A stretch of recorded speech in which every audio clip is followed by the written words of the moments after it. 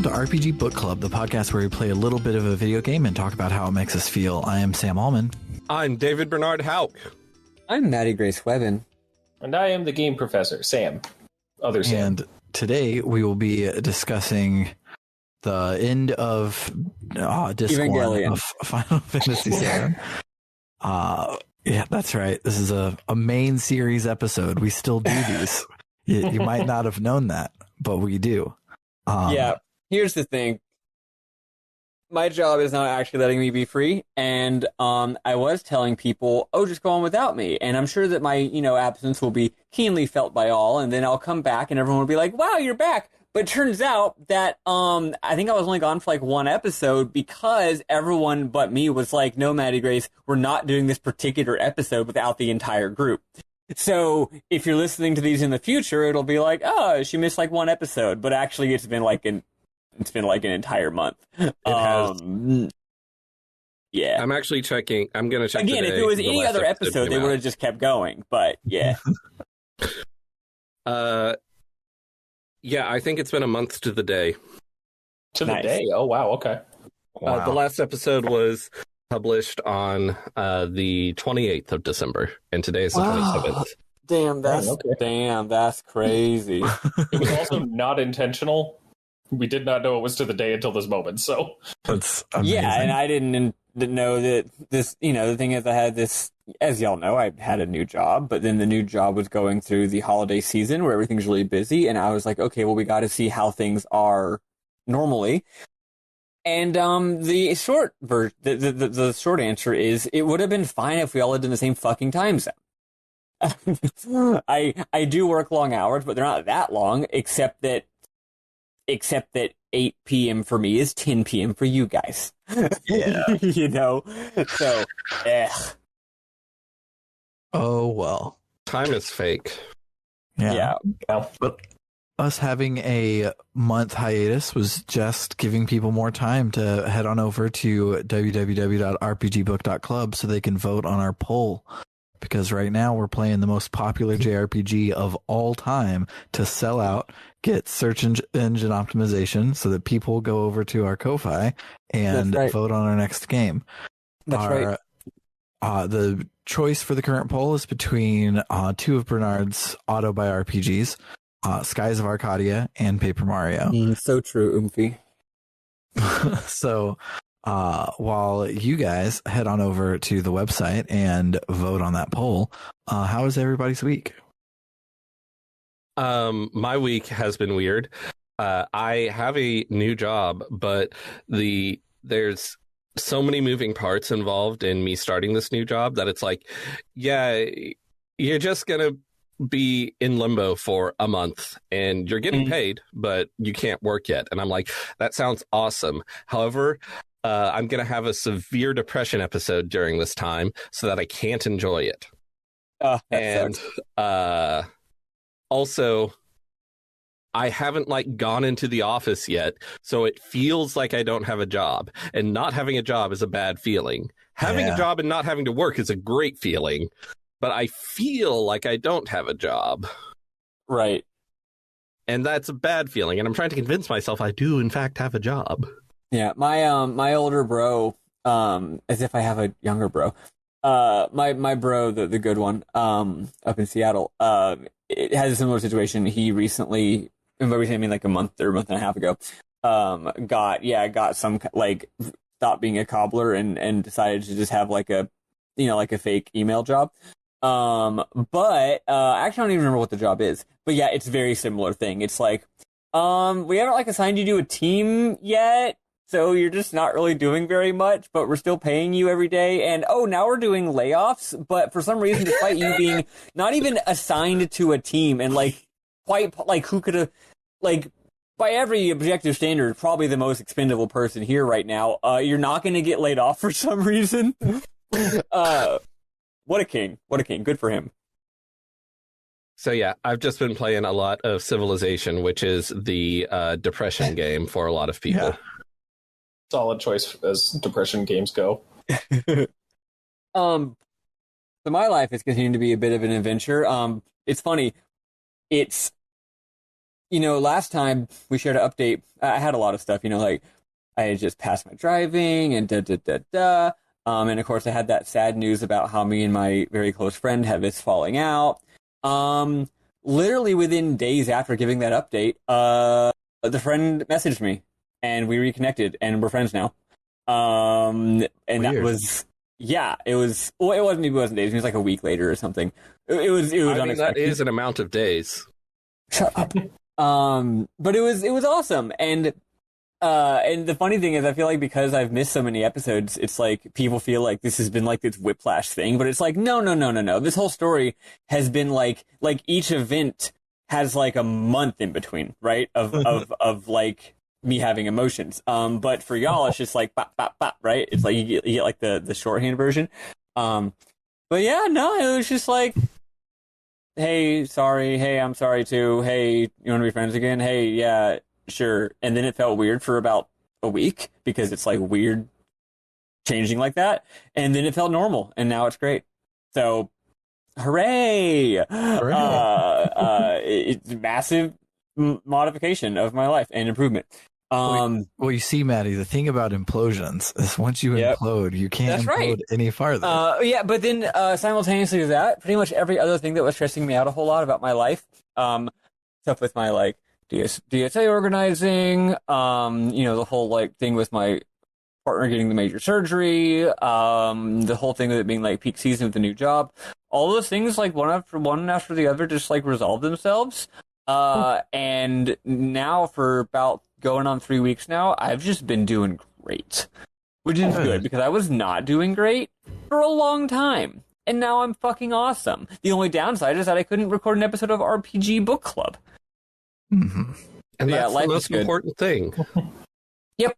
Anything else? Started playing Zelda 2. God, that game is hard. That's not news to anybody. And I have, in fact, beaten the game. I believe I played it and beat it in college, perhaps. So you're willingly choosing to play Zelda 2 again? Oh, it's a masterpiece. It's a fantastic game. It's a fantastic game. But I feel Christ, it's hard. I feel like there's a lot of games where people are like, oh, Dark Souls is so hard. And there's for most of games people say are so hard, I feel like it's not really hard. It just requires you to engage with it in a different way than other games and stuff. But Zelda 2 is fucking hard. Yeah, this is not like Dark Souls where everyone says it's hard, but really you just got to put in some goddamn effort and pay attention. It's like, no, this game is hard as shit. Because these bad guys... to be hard is easier than something like Zelda 2, which is also hard because it's janky. I don't actually think it's janky at all. I don't think it's remotely janky. The only jank I've experienced is when you're fighting those really difficult knights, which are the reason it's hard. It's just really fast twitch reaction. It's like either their shield is up or down, and they're going to attack high or low, and you just have a very small window to react to it. It's just hard because it's hard, right? But every time you hit them, they get pushed back, and if you're doing a good job going on the offensive, they might get pushed back all the way to the edge of the screen transition, and if they get close enough, they'll literally just go like, well, bye, and just like, whoop, like they'll just like slip off the right side of the screen and then disappear from existence. Which, on one hand, cool, I don't have to fight them anymore. On the other hand, that usually only happens when you've got them on the ropes, and therefore one or two more hits would have killed them, and then you don't get like 100 experience points. But no, it's a great game. And then I played a bunch of Dragon Quest Treasures, but I think you guys already knew that one. So yeah. Cool. How is it? Maybe I didn't tell y'all.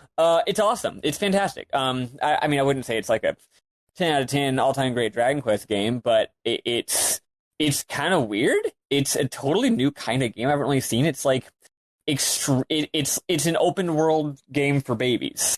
Like, I mean, that literally, like, it's very clearly aimed at children. The main characters are children.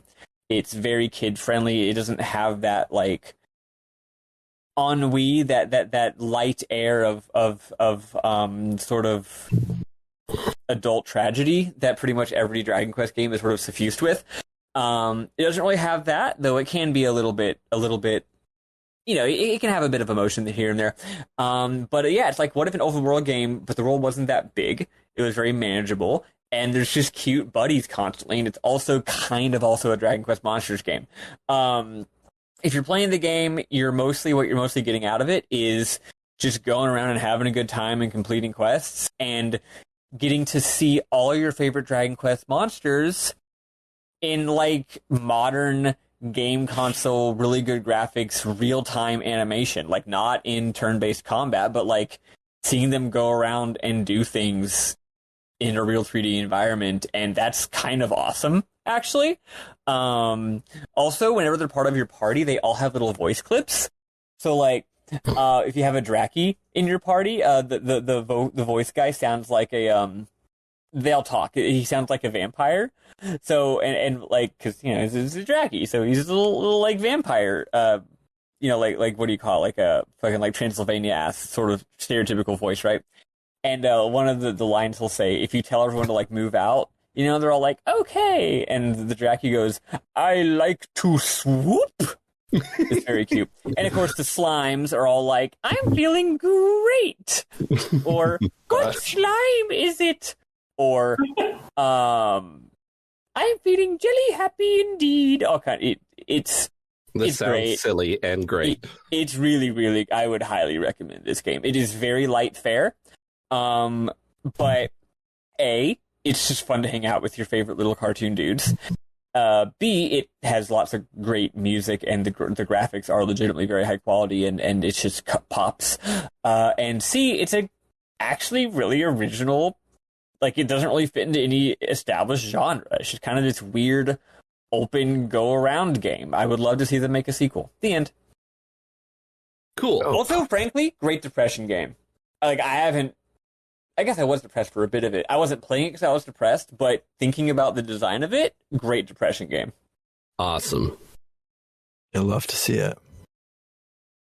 Well, my week / month. Oh gosh, let's see. I played an Outcry, which was really good and just actually got nominated for an award. I didn't realize until afterwards that I actually have a friend, another YouTuber, who worked on it. So that was fun to discover again on accident.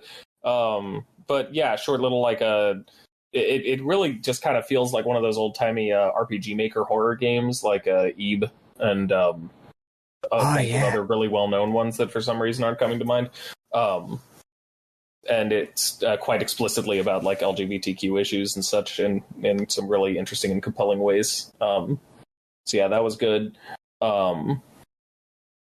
Oh gosh, I played Chorus, which I like space fighting games, and I haven't had a lot of good ones in a while, it feels like, and so that was fantastic. It was great. It reminded me of like Rogue Leader, you know, the old Star Wars ones. Good stuff. I feel like there was some other game that was super interesting that I played recently, but it's not coming to mind. Oh, I am about to release a game, though. So It's just a little visual novel. For that matter, I don't know if now that I have actually already said something about it, I don't know if it's the kind of thing to advertise here, because it is not safe for work. It's a little like 3-hour fantasy thing. Go for it. Okay. About like, basically it's a very hentai game. I wouldn't say that because the art style isn't that way, but basically. Nice. It's just a short little kinetic novel, very much kind of about the ways that, I guess, kind of an expression of the ways that I view sexuality after deconstructing my evangelical upbringing, with various characters in a fantasy setting. And it's just, I don't know, it's a cute, fun little thing, and I'm going to be putting it out there, because why not? So that's fun to see that coming to fruition. So no, yep. we gotta do like RPG Book Club After Dark or something. No. Yeah, maybe we can't do it because of the reasons that you've already suggested. But like, we should give a super vague review where we just talk about how much it owned. Whatever. Obviously, we need to play it and talk about it because that's super cool. Look, if you want a copy, I'll give you a Steam code. But yeah, yeah. Cool. Suddenly talking about it makes me feel nervous all of a sudden. So Wait, did you say what the name of it is? Oh, it's called Ale and Aftercare. The Steam page isn't up yet, but it should be soon. Tomorrow, my partner and I want our listeners to be able to go look at it. All right. Well, yeah. Sometime tomorrow, which is, I guess, the day that this goes up, it should be visible on Steam and itch. My partner and I just have some art assets to kind of go over and refine a little bit for the Steam page, like the store page and all that, and then it should be visible. Planning to release partway through February. So, yep. Nice. Cool. Congratulations. Thanks. It's been fun. My week has been weird. So it started off with getting headhunted by some people at a D&D party I was at, and they wanted to pay me a lot of money, but I really love my job and I don't want to leave. So I told my boss that other people wanted to pay me like it's anywhere from $18,000 more to double my paycheck more. Damn. Is the range that they were giving me. I obviously wouldn't get the double my paycheck, but yeah, that's a lot of money. And I was like, I really love my job and I don't want to leave, and I love the stuff that we're doing and I feel very fulfilled with this job. However, I have 4 people that I have to pay for on this one income, and this ain't it. And my boss was like, yeah, I agree. Because all of the so we're a nonprofit, so our funding is a little low this year, so we have a lot of budget cuts.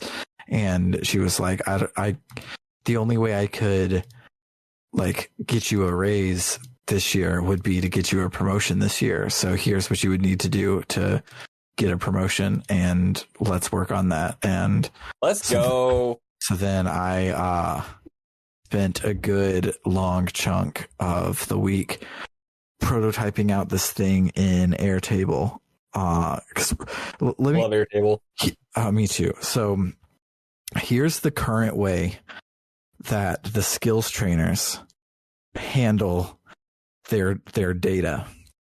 Every single time there is a new class, they create an entire team in Teams. It's basically an entire Discord server that they create so that they can have folders to have the same Excel sheet for each person, just like with their name changed, to track all of their stuff.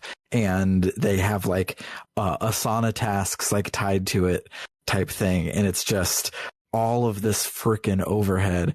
And so I'm not going to let them do that because that's freaking annoying. And they stupidly asked my coworker Megan, they asked her the other day, like, oh, can you track like all of the people that like never showed up for day one of the trainings or whatever? And she's like, technically, yes, give me like 3 weeks and it would be great if that was all in one spot and I could just run a report.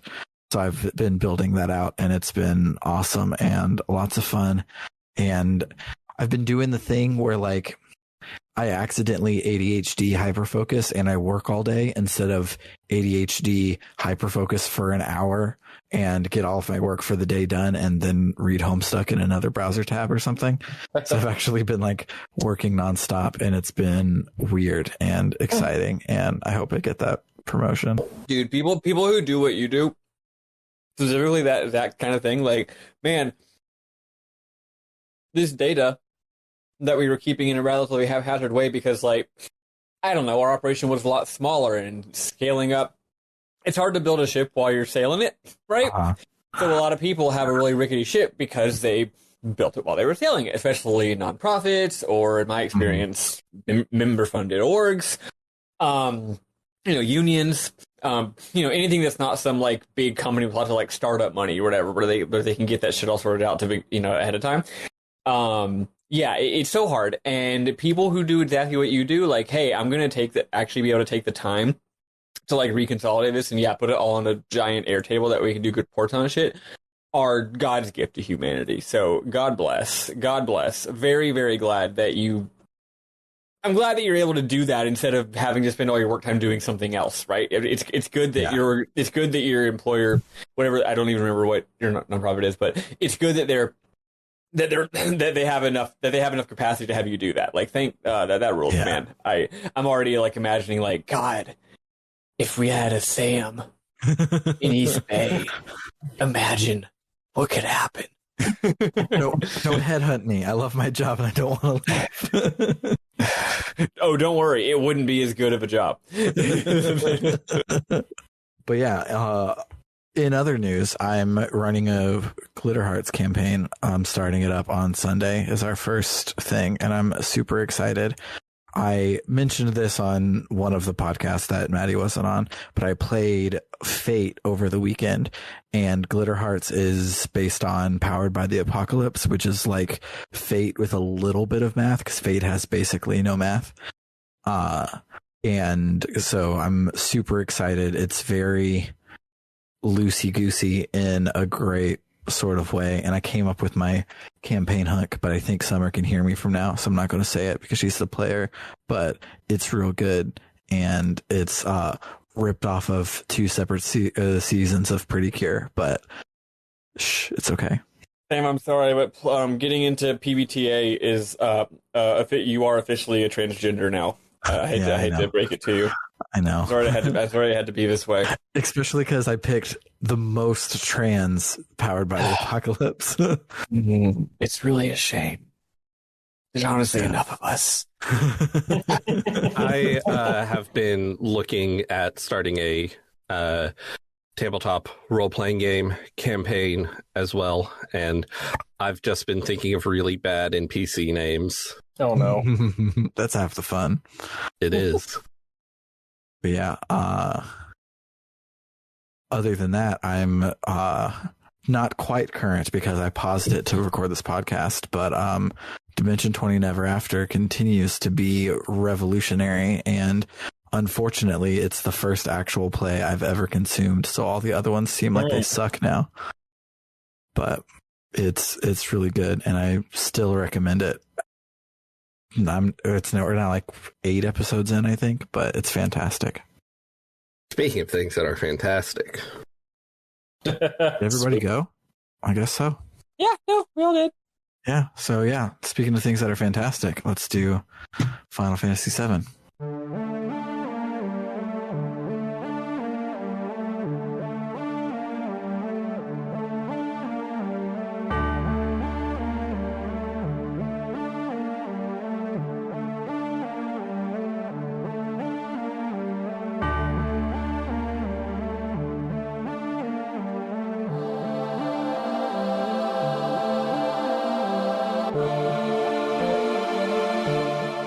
So yeah, where did we last leave our heroes?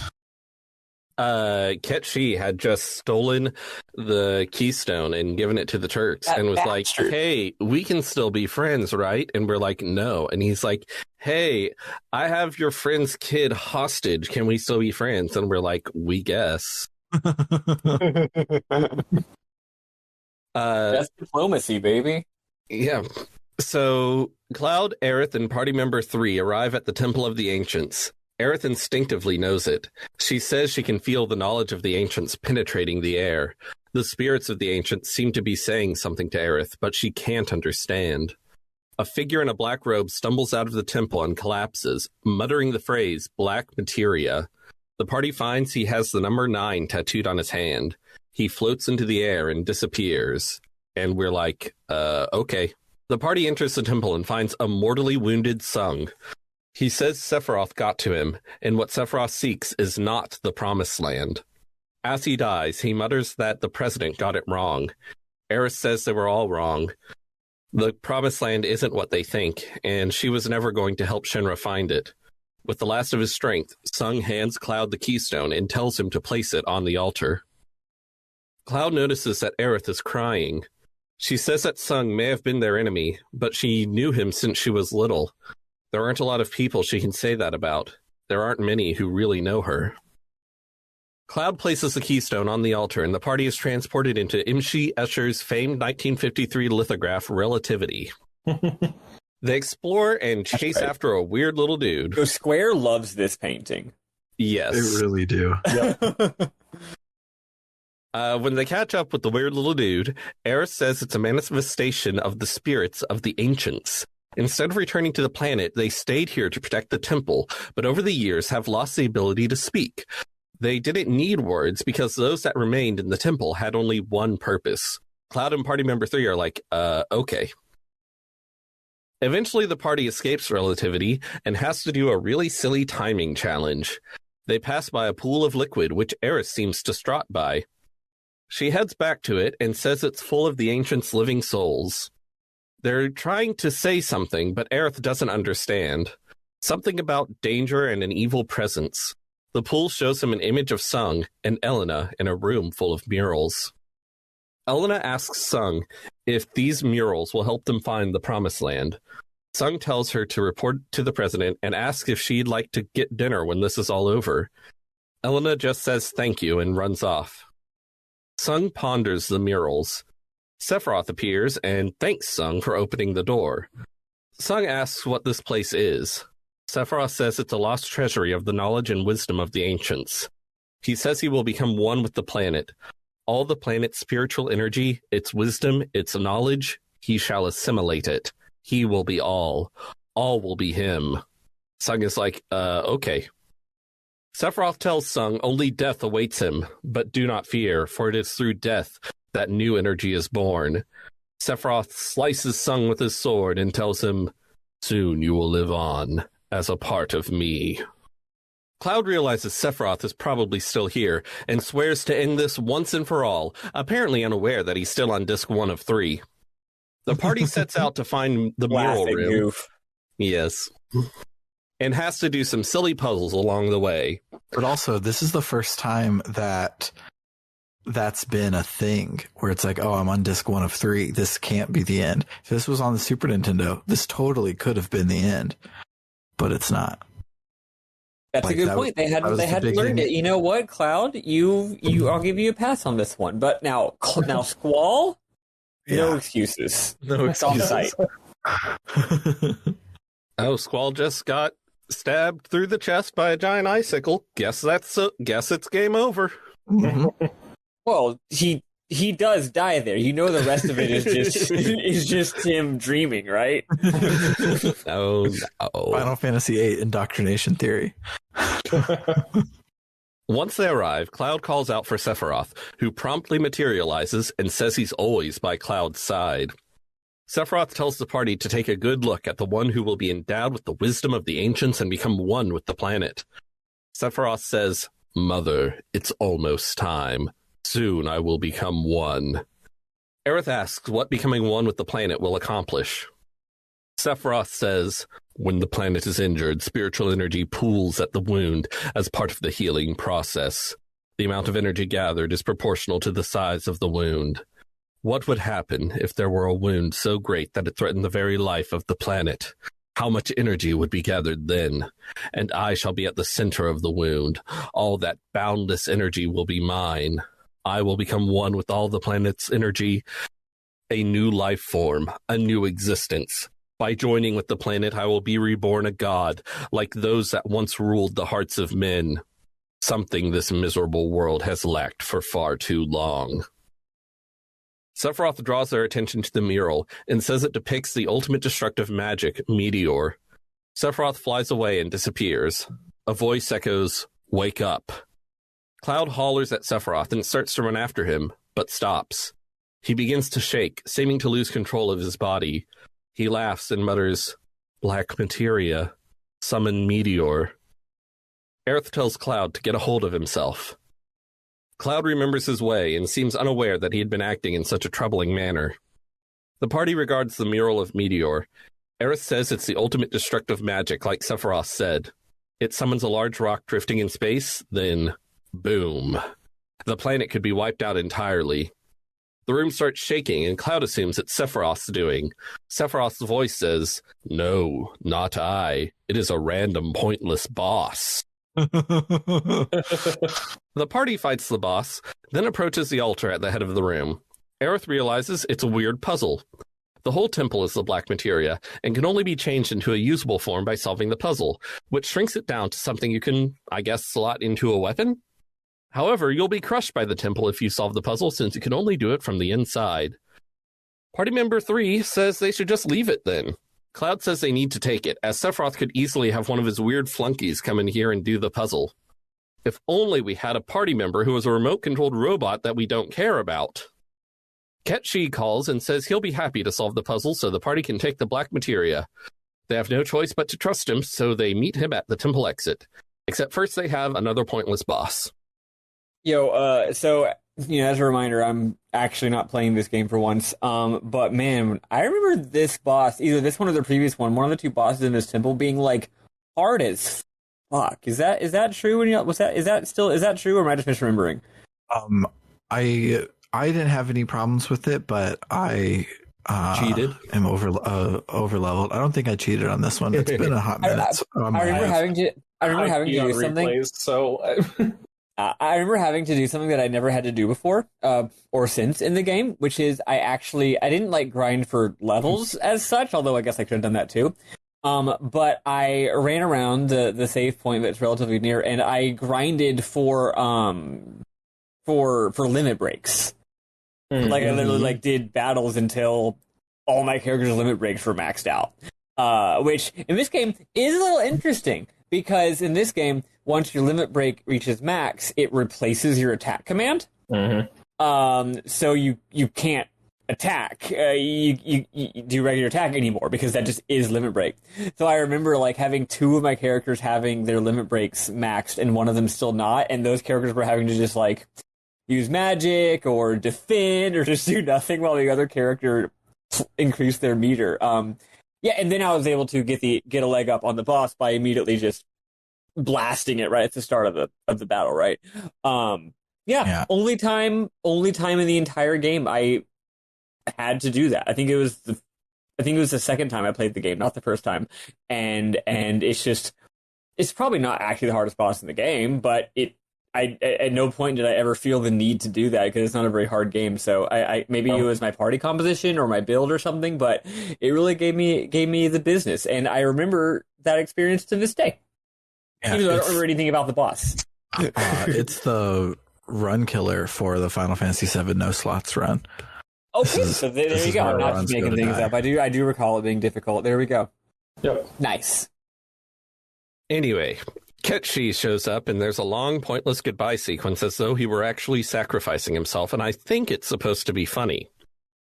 You remember, Bernard, remember your running thesis that this game's weird translation looped around to being exactly perfect for the game that we're trying to play because it, to use, I think, my stupid word, all the nuance that would normally be removed from the Japanese and translation into English ends up still being there in the interstices or the penumbras of the weird fucking translation. That is on full display in this scene. It's is this supposed to be a scene we're supposed to care about? And the humor isn't, and it's that's just a weird misjudging of the writers. They misjudged that we would give a shit about this character because obviously we don't. Or is it supposed to be funny, but it's definitely not actually funny? I love it. It's so ambiguous as to what the bit is supposed to be here, what the vibe is supposed to be, and it doesn't really resolve. It just kind of it's sort of a free floating weird ass scene. Honestly, The best theory I've heard is that it's basically here to suggest to the player that, like most character deaths in previous Final Fantasy games, it's fine, it's not permanent, whatever. Oh, no, then, that's cute. Yeah, like FF4, right? Because otherwise, it's really, really weird. Hey, we're going to do this, literally invoking for a character you hate, and it's not even an actual self-sacrifice, so it really doesn't even matter really much as a character arc. But then if you do look at it as hey guys, we're just because you're right. Final Fantasy IV is a great example because pretty much everyone who dies in 4 just shows up in a hospital bed later or some shit. Or 4 overdoes it too, because think about 4. What bugs me about 4 is that 4's character deaths are pretty much across the board legitimately very affecting.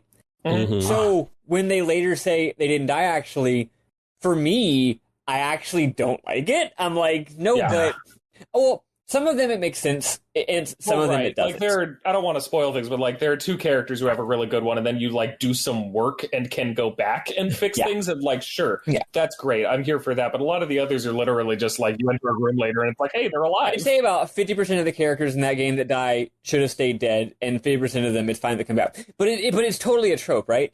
And but like intentionally, structurally doing a specific trope, and it's not just a narrative trope, it's a narrative mechanical trope, right? Because of the party dynamic. Like doing a series is like narrative mechanical tropes and taking it up to its natural conclusion, craning it to 11, right? Like the character dying. Not only does the character come back immediately after fucking dying, but even during the death, you know it doesn't matter.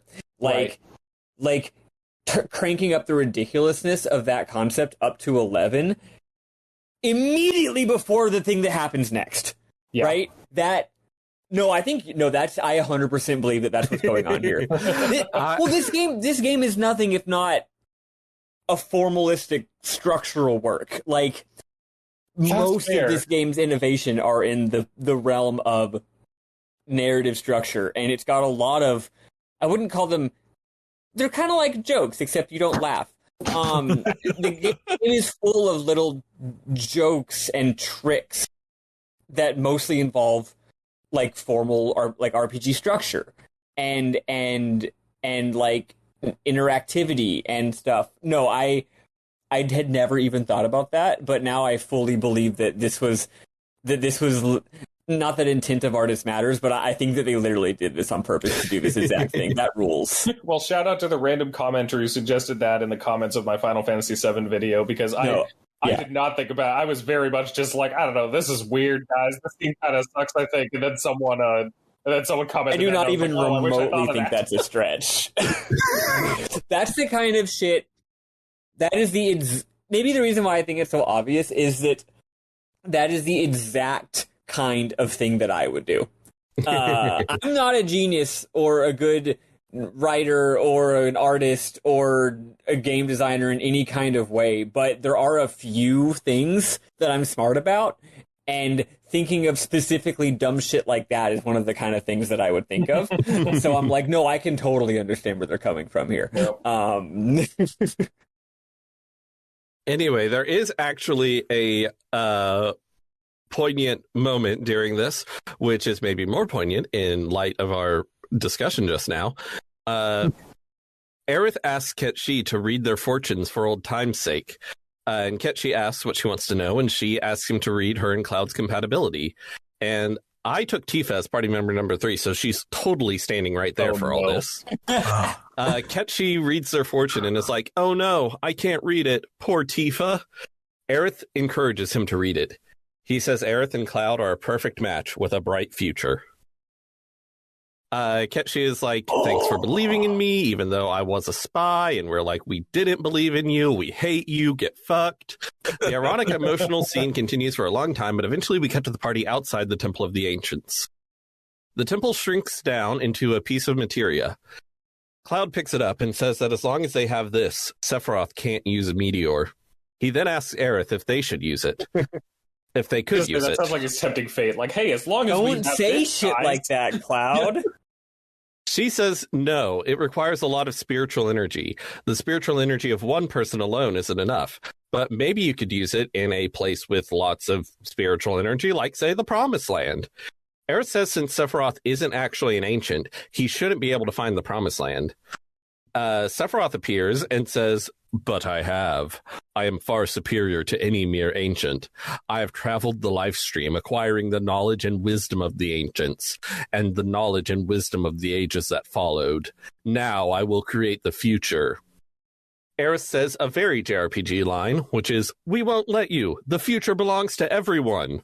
That's right, Aerith. Sephiroth yells, wake up, and descends to Cloud, who loses control of himself and starts walking towards Sephiroth while the ghostly form of his younger self yells at him to stop. It's weird and upsetting.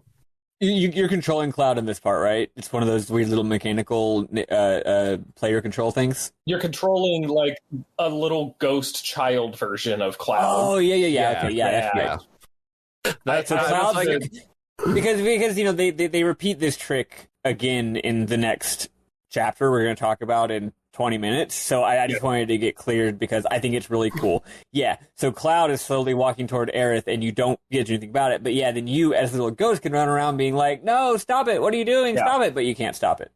Yeah. Between this and what happens, that you reference, this is some of my favorite, like, I'm sure that I've said this before and we'll probably say it again, but how people are all like, oh, JRPGs don't take advantage of the medium because the gameplay and the story are completely separate things. It's just cutscene and then random battles or whatever. And like, as a general rule, sure, there is a separation in format, but also they still pull shit like this and I love it. Well, like also just giving you, like literally putting you in the role of like Cloud's sort of like pure inner self, trying to stop him from doing this while he's losing control of himself. Like, I'm here for that. That's cool. That's a great little way to insert the player into this situation. Yeah. This game is just left and right. Like every other scene just dropping some new reimagining of like player agency and just how to use game. I always like to use the word like texture or like emotional expression to say like, man, sometimes game mechanics aren't like, sometimes a game isn't there to like give the player choice or provide a challenge. Sometimes the game mechanics are just there to give like a texture or a mood to like the experience that wouldn't be there otherwise. And or to evoke a feeling, right? It's like, oh, the point of this long slog isn't because they want the player to use a new gun. It's because it's supposed to feel like shit and make you feel like shit. Right? Yeah, but anyway, FF7 is just inventing new ways to do that like every hour. And they're just doing shit that today it feels completely normal because every game has internalized that language. But here's FF7 just blazing a new trail like literally every other scene. Yeah, Tim Rogers in Let's Mosey, we have to reference it every episode, mentioned that basically FF7 does a lot of Bioshock shit way better and a decade earlier. So yeah. Also, I will say that the Let's Mosey references are going to be a little bit heavier this week because it is this week. Okay, if we are going to reference it, I have to say that when Sephiroth appears, Tim Rogers, when they say Sephiroth can't find the Promised Land, what Tim Rogers says happens is, of course, Sephiroth immediately Dracula materializes like a guy from Reddit to tell them they're wrong. And that is a perfect sentence. Yeah. And to be clear, when I say that to references, I just mean once we get to the good shit later and the emotions that I have are good, like once someone tells you their opinion of a work of art, if that opinion resonates with you, it just becomes your opinion and you can't get rid of it, right? So my view of FF7 and what it means is not 100% note for note. Like, I just took what Tim said and that's my idea, but it's very much filtered through that, right? Mm-hmm. And then also filtered by my own life experiences. So it's just like, that's going to be happening because, a lot of his analysis is right on the money, frankly. Mm-hmm. Anyway, so outside of our control, Cloud gives the black materia to Sephiroth, who flies away. Cloud collapses, horrified at what he's done. Aerith tells him he hasn't done anything. It's not his fault. Cloud loses control of himself again and attacks Aerith. Ketchi shows up in a new robot and is like, what the fuck? Party member 3 is also like, what the fuck, and knocks out Cloud. The screen goes white and Cloud thinks, everything's gone blank. What did I do? I don't remember a thing. My memories, where do they begin? We see a forest. Aerith steps out from behind a tree and asks Cloud if he understands. Cloud says yes, and that he's sorry. Aerith tells him not to worry about it. When Cloud says he can't help it, she says, okay then, worry all you need to, and let me handle Sephiroth. She tells Cloud to look after himself so he doesn't have another breakdown. Cloud asks where they are, and Aerith says it's the Sleeping Forest, which leads to the City of the Ancients. She says it's only a matter of time before Sephiroth summons Meteor. She asks to stop him. As the last of her kind, she's the only one who can. She says she has to be going now, and they'll meet again when this is all over. Aerith runs deep into the forest. Cloud tries to run after her, but is stuck in place. Sephiroth's voice says, "Oh my, she intends to meddle with our plans. She'll be a difficult one, don't you think? That girl must be dealt with soon." Cloud wakes up in a shack in Gongaga. Barret and Tifa are watching over him. They say Aerith has disappeared and the rest of the gang is out looking for her. Cloud says she's headed for the City of the Ancients, and there might be a way to prevent Meteor. Barret and Tifa say they have to go after her to protect her in case Sephiroth finds out. Cloud says Sephiroth already knows, and they're like, well, then we really need to go. Cloud says he can't go. He might lose it again if he's near Sephiroth. Barret says there's no getting off this train they're on. And Tifa asks Cloud, didn't he want to settle things with Sephiroth? But Cloud is scared he might lose it altogether. Barret tells Cloud he can't just hide, and Tifa tells Cloud she believes in him. Cloud wonders what he's supposed to do. Just turn back? Turn back to where? Which, in the original translation, if I recall correctly, it's just pull out to where? Which I'm like, what? But just turn back to where? I'm like, oh, that's a good line. That's good writing. But the original translation, I was just like, what? Yeah, the combination of turn back to where and also the very, very lovable and well-known line of ain't no getting off the train we're on. Those are fucking great lines, both of those. But the second one's almost better. It's like, ain't no getting off the train we're on is I think a very optimistic. It's a very positive phrase. Like, yeah, we're on a train and we're going somewhere. But Cloud's line is like, no, like, we're on this train because we can't get off.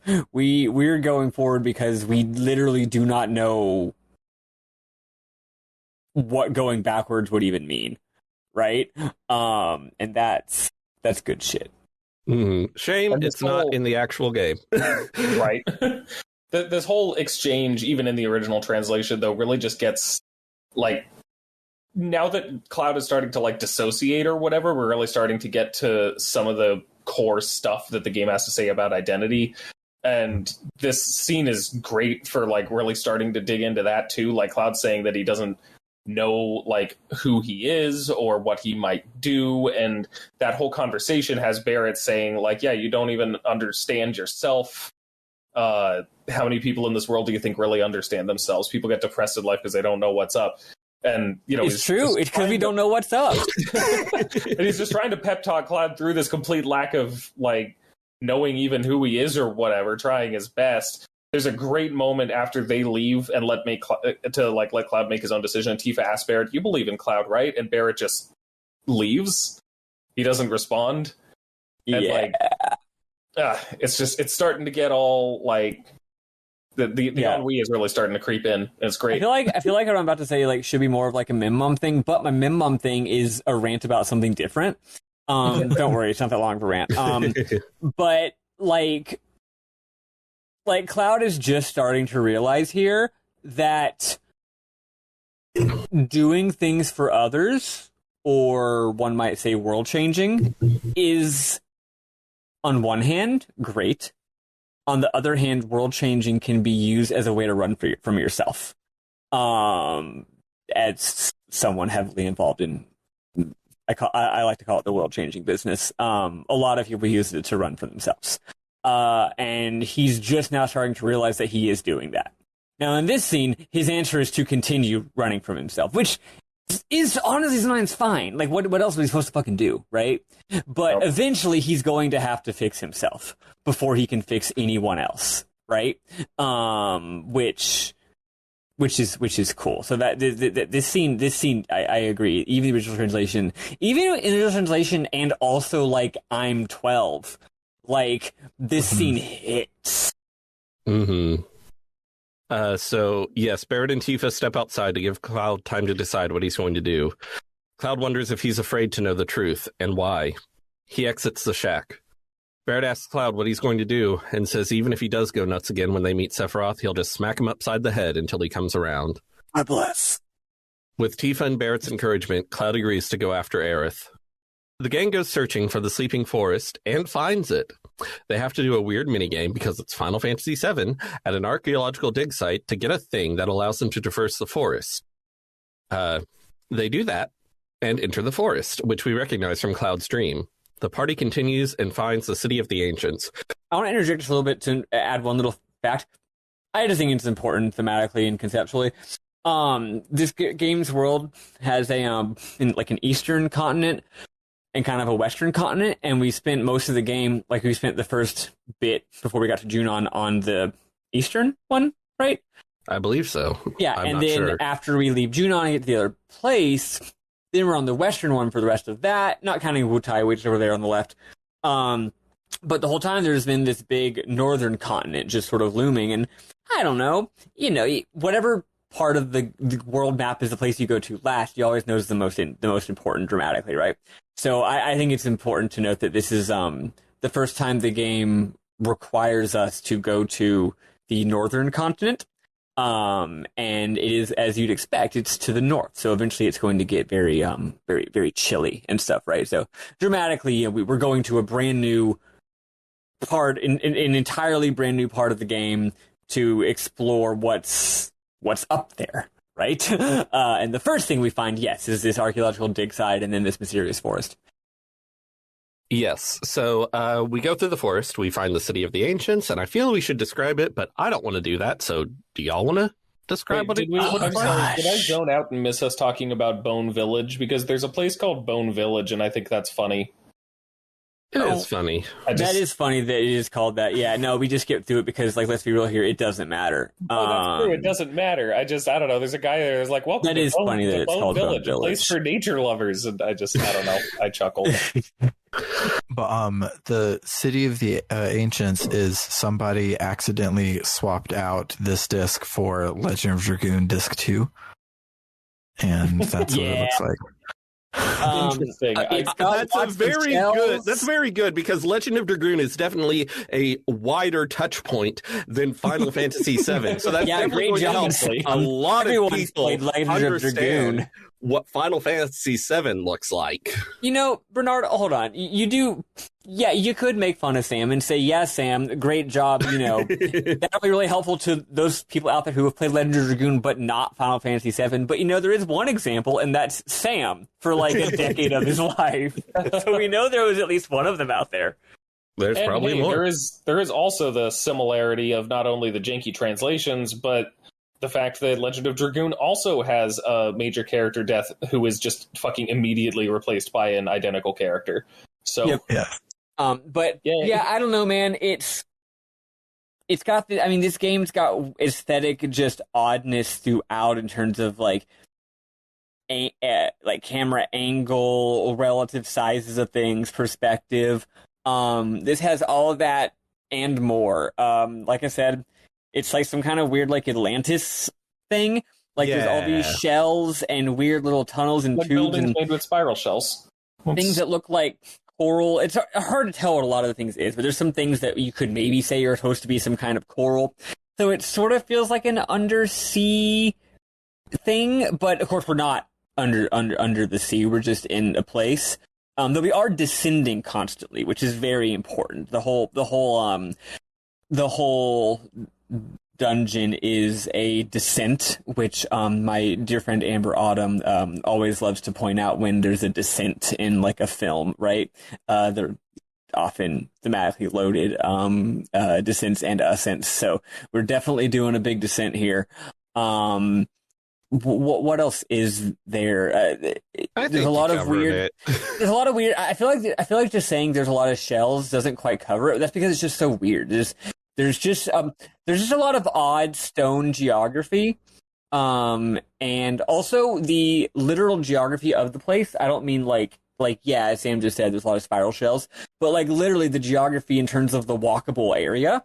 Like if you were to get a wireframe of the actual layout of the place from a game design standpoint, is also, it's not a maze, but it's very circuitous. Yeah. Like oftentimes a path will be like you go in a big fucking circle and do a little windy curly cues all to get to a place that you were like not that far from to begin with. It's a very cool place, and the music rules. Oh, it's very good. It's very dramatic. So they come to the city of the ancients, and they find a house, which is like a spiral shell, with beds still in it, and decide to take a rest. Afterwards, Cloud says he can feel the presence of both Aerith and Sephiroth. And the party's like, well, shit, let's go. The party descends further into the city of the ancients, and eventually sees Aerith praying on a dais. Cloud approaches the dais. As he reaches it, he loses control of himself again. He draws his sword. No matter what buttons we press, every input only brings Cloud closer to bringing the sword down on Aerith. The party calls out to him, and he stops moments before his blade reaches her. He pulls back and mutters, "What are you making me do?" Aerith looks up at Cloud and smiles. Sephiroth appears from above, with his sword drawn. He falls and kills Aerith. The white materia Aerith kept tied in her hair comes loose and bounces into the water below. Cloud catches Aerith as she falls forward.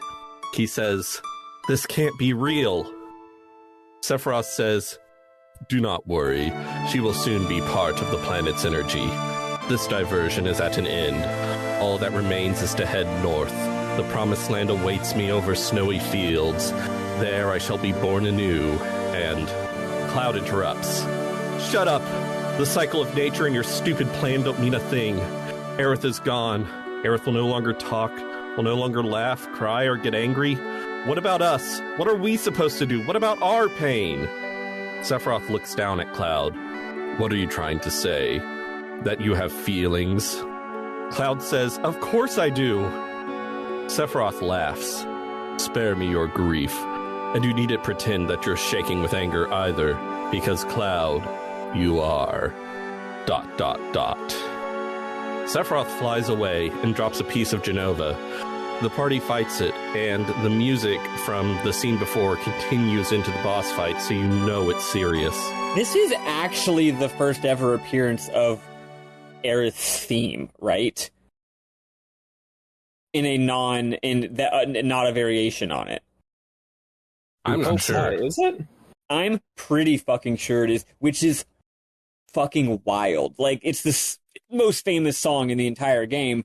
It is technically her theme, but they haven't established it as her theme. It's the She Died theme, frankly. It rules. It's super good. And playing it through the boss fight is obviously just... Yeah, again, that's a really common...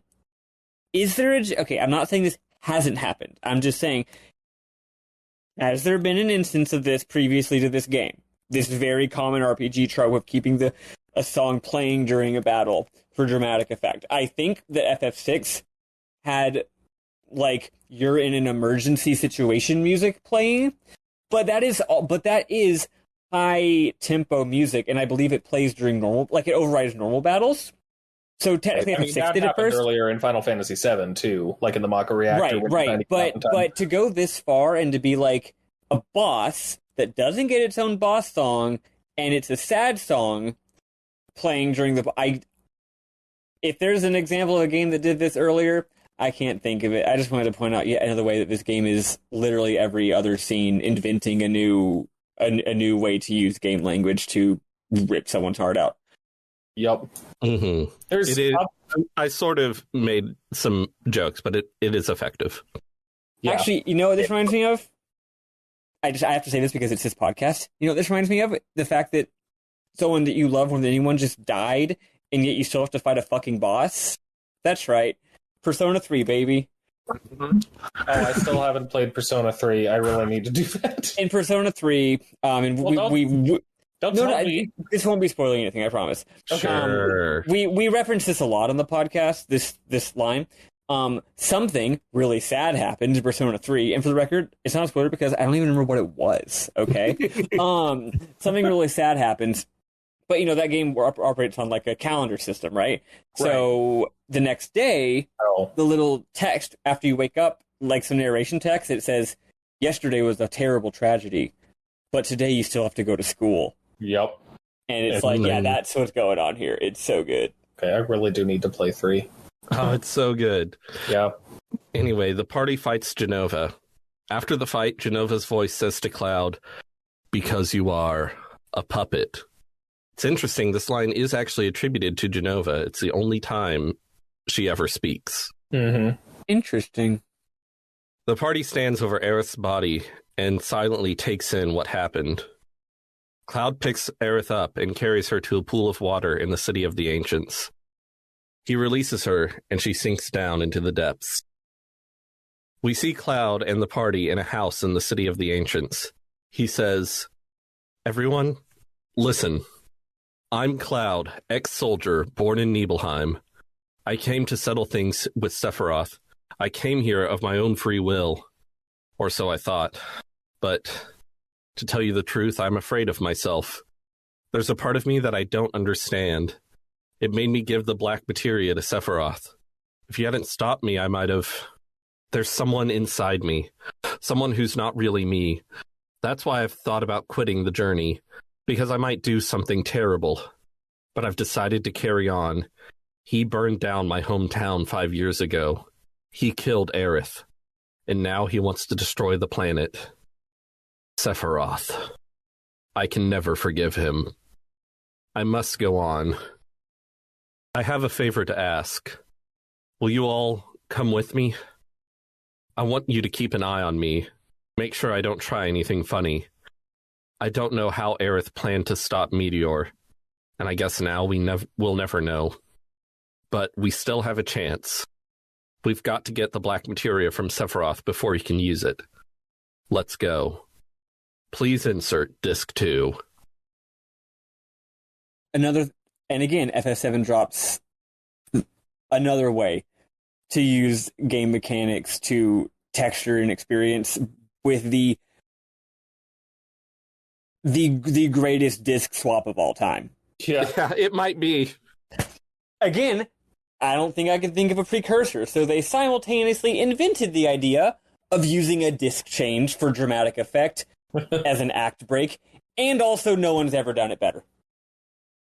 Yep. Lost Odyssey came close. It really feels like an intermission in a stage play, you know, like she just went down at the halfway point, and now you got to wait a little bit for the next part, and it's so good. And you know that they originally had probably had it at a different place because it was purely just based on how much data they could fit on a disk, and then someone said, "Wait a second, if we shift some of this data onto disk 2, we can use this as we can make a thing out of this." Probably someone who was really into records, you know, and really liked having to go and flip the record when there's a side break, and how many good albums use that as a thing. Man, it's so good. Good job, FF7. Yeah. I like Final Fantasy VII. Yes. Me too. I have a lot of thoughts and feelings on this scene, obviously, and I'm wondering if I should talk about them now since we're at the scene, or later, like during MedMoms or whatever. I mean all I have to do to transition into MinMoms is say, roll that beautiful bean footage. Oh, sorry. By bean footage, I mean a fair use amount of Final Fantasy VII music.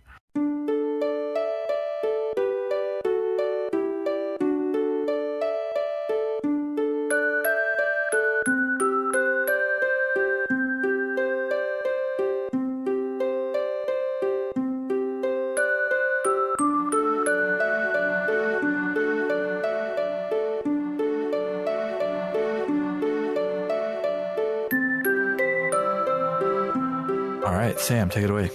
Okay, so wait, you're okay. Never mind. Okay. my brain. Sam was talking to the someone inside of himself that isn't him. Yeah, I am still on my first beer, for the record, even if it does not sound like it. So, okay, now it's actually time to talk about it, and even though I have so many thoughts and feelings, I can't. So, if you need time to process, I can go first. We already talked a bit. It's okay, I can do this part at least. We already talked a bit about how about the way that the game provides texture. I like that description that you had for it. You know, with like playing little ghost Cloud trying to stop him from giving the black materia to Sephiroth. But this is one of my favorite examples of it in all of video games, which is saying something because it's one of my favorite like interactive storytelling tropes. I always emphasize it so much because so many people are just get on about like, oh, well, if you can't change the ending of a game, then what's even the point of choices or interactivity or whatever? And I'm like, no, there's a lot of point to it. Like, it can be used in so many interesting phenomenal and amount of subtle point ways. to it. aside from just, make one of two choices and get a different ending. And this is just such a great example of it. This moment where Cloud is approaching Aerith, and no matter what you do to try and like make him move away or whatever, he just gets closer and raises his sword with every movement, every button press. It is such a good moment of interactive storytelling. Like, just genuinely brilliant. I love it so much. It's good. Yeah. Yes. I got some things to say. Yeah, so I'm going to say a few things that aren't really thematically important till later, because I might not be here for a later episode anyway, but I'll do it non-spoilery way. I know I always say that, but I mean it this time. We were going to record this episode during a time when I was very, very down, and I was feeling a very acute sense of loss because of the thing I talked about last time. And this game is so much about that, and it's about, like, the most obvious and simple way, not simple, but the most overt thing that it's about is how a person continues on after death, right? Mm-hmm. They continue on in our memories, all that stuff. But there's also a million other ways that this game also explores loss and absence and things persisting. And one of them I didn't even think about till just earlier when Bernard was reading the notes, which is I like when they say that, the amount of energy gathered is proportional to the size of the wound. And damn, what if there was a wound so great it would destroy the planet? I literally wrote, "Oh," in my little notepad as Bernard was talking about that. Like, the idea of the wound of the planet being being, I don't want to say a metaphor, it's a real thing, being also a connection to the wound in a person's heart, right? Mm. But anyway, what it really got me thinking about, it's really funny. I had so many thoughts like 3 weeks ago, and now my emotions are different, so a lot of those thoughts aren't as acute as they used to be. A loss. You ever think about how a loss is different than a lack somehow? Like, when something doesn't exist, something not existing somehow is different if it existed before.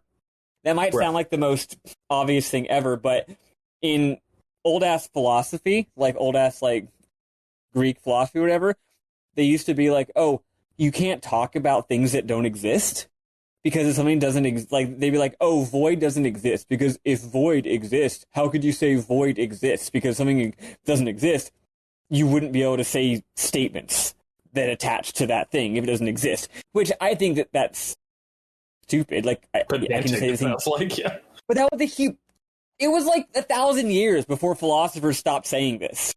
But it's funny to think about, because it's like, say you've never met a person. Okay, as far as you know, they don't exist. And then say you do know someone, and then they die, right? Or whatever.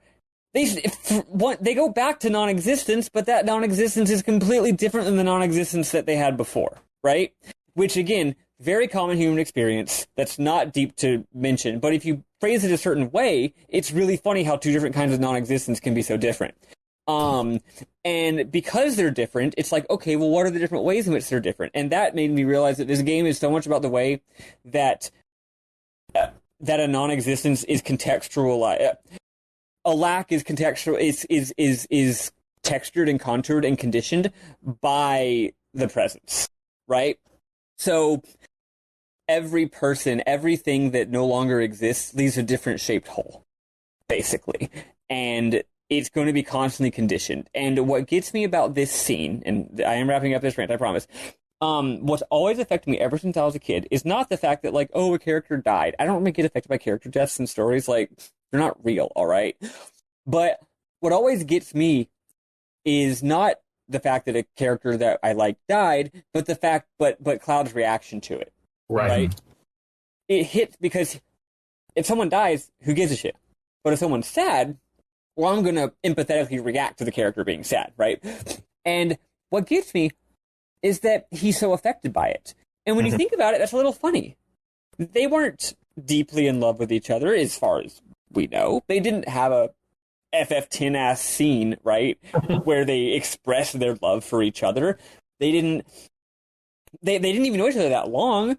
Like, I think that Cloud's reaction to her death seems, in a way, almost outsized in proportion to how well they knew each other. So that brings up the question of, well, why? Why is this such a blow for Cloud? More than it would be if someone else, like, other than just, yeah, obviously it's sad when someone dies and gets murdered by a villain. We've all been there. But what is it that Cloud is so profoundly affected by this loss, right? Or, one might say, what... And I don't think Cloud knows either. I think he's confused here. He's struck. And the whole rest of the game, I think, in many ways, is him inspecting the lack to find out what it was before it was a lack. He's finding out, what is this thing that I've lost? I didn't know what the thing I was that was lost. And now I don't get to look at the thing. All I get to look at is the lack of the thing. And I have to figure out how that's being conditioned. And so there's two degrees of separation here. So there's Aerith's non-existence, which you have to analyze because you can't analyze Aerith as a human being because she's not there anymore. But if you learn enough about her non-existence by analyzing Cloud's own feelings, he can eventually arrive at who Aerith was. And if he arrives enough at who Aerith was, he can then find out the real thing he's trying to figure out, which is who he is. Because in order for him to learn about himself, he has to learn why he loved her so much. Why did she have that effect on him? Why did he need her? He needs her because she gave him something that he needed, but he didn't know he needed it, and he can't ask her because she's dead. So that's it. He's inspecting himself through a very complex way of analyzing someone that no longer exists. And the question, so I got to thinking, what was it that he needed? I think it's the reason she was so important to him was because she didn't need him. Because Cloud is someone who wants to be needed, right? His whole thing was Tifa. He's like, I promise I'll always protect you. I'll come save you, right? I'm going to be a soldier, right? And he failed to protect Tifa. He failed catastrophically to protect Tifa. His whole identity is about saving people and being needed and being important. And Aerith shows up and says, I don't actually need you to protect me, dude. I'm self-sufficient. I can just appreciate you as a human being. I like you as a person. I don't need you to be my savior. And that's the thing that Cloud had probably never gotten before in his entire life. That's what was so profoundly affecting. And that's why, ironically, the fact that she dies in front of him, kind of funny given what I just said, that's the thing that he lost. And there you go. Without spoiling anything, I do think that by the end of the game he figures that out. By analyzing, again, not her. He can't analyze himself. He can't analyze her, but he can analyze the feeling. He can analyze the nature of her absence, and he can analyze the way that it's conditioned. Yeah. The end.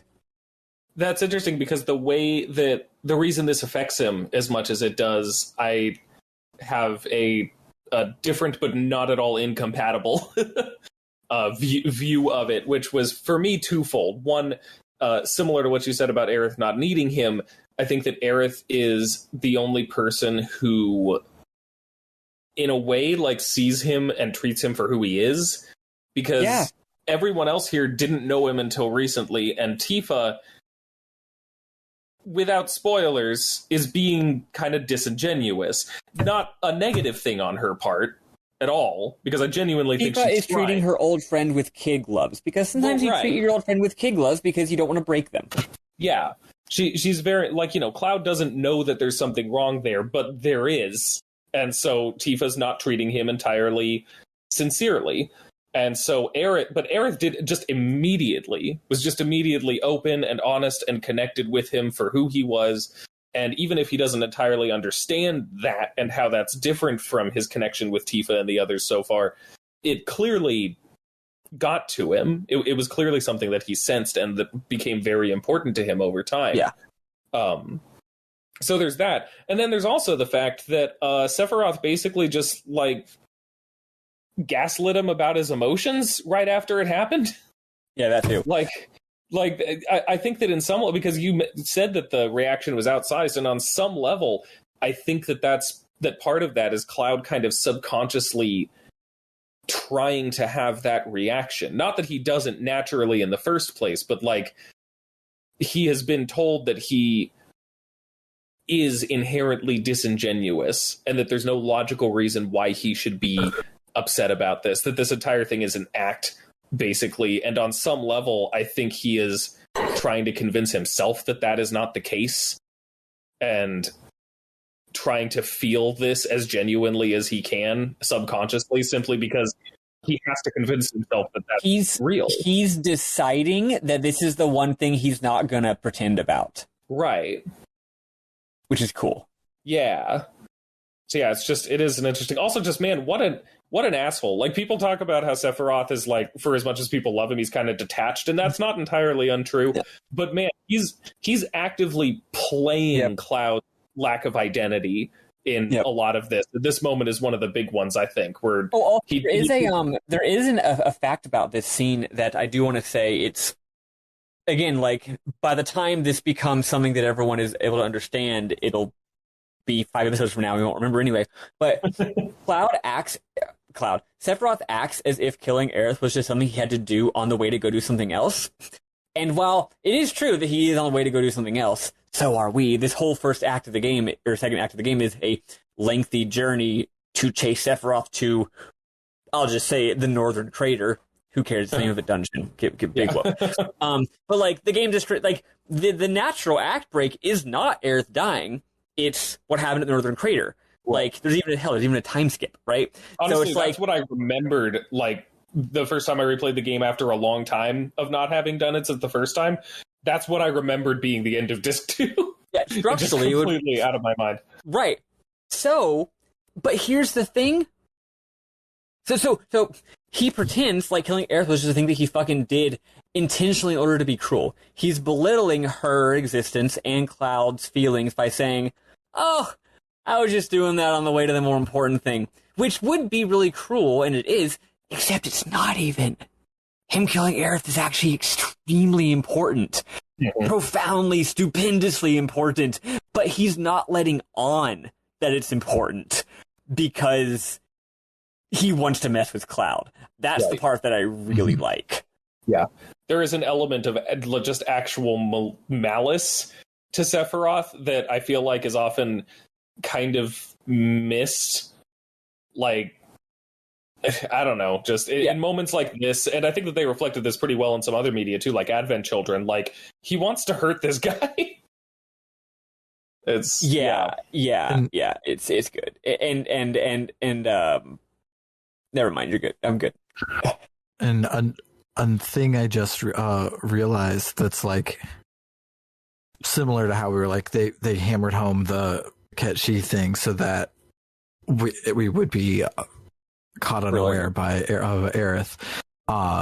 So they knew what they were doing.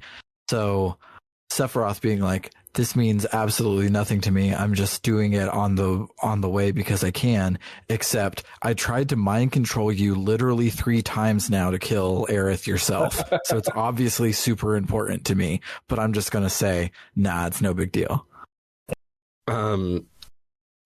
Does anyone have anything else to say on this specific topic? Because I don't want to step on anyone. Yeah, probably not. I mean, I'll just Columbo it later if it comes out. like I said, if we'd recorded this 3 weeks ago, I would have probably started crying and talked for 10 more minutes, but we're good now. So I want to talk about the moment that hit me the hardest, and it was not what I would have expected. So I played this section of the game with Barrett and Tifa because they're the best. They're my parents. That's the fucking party, man.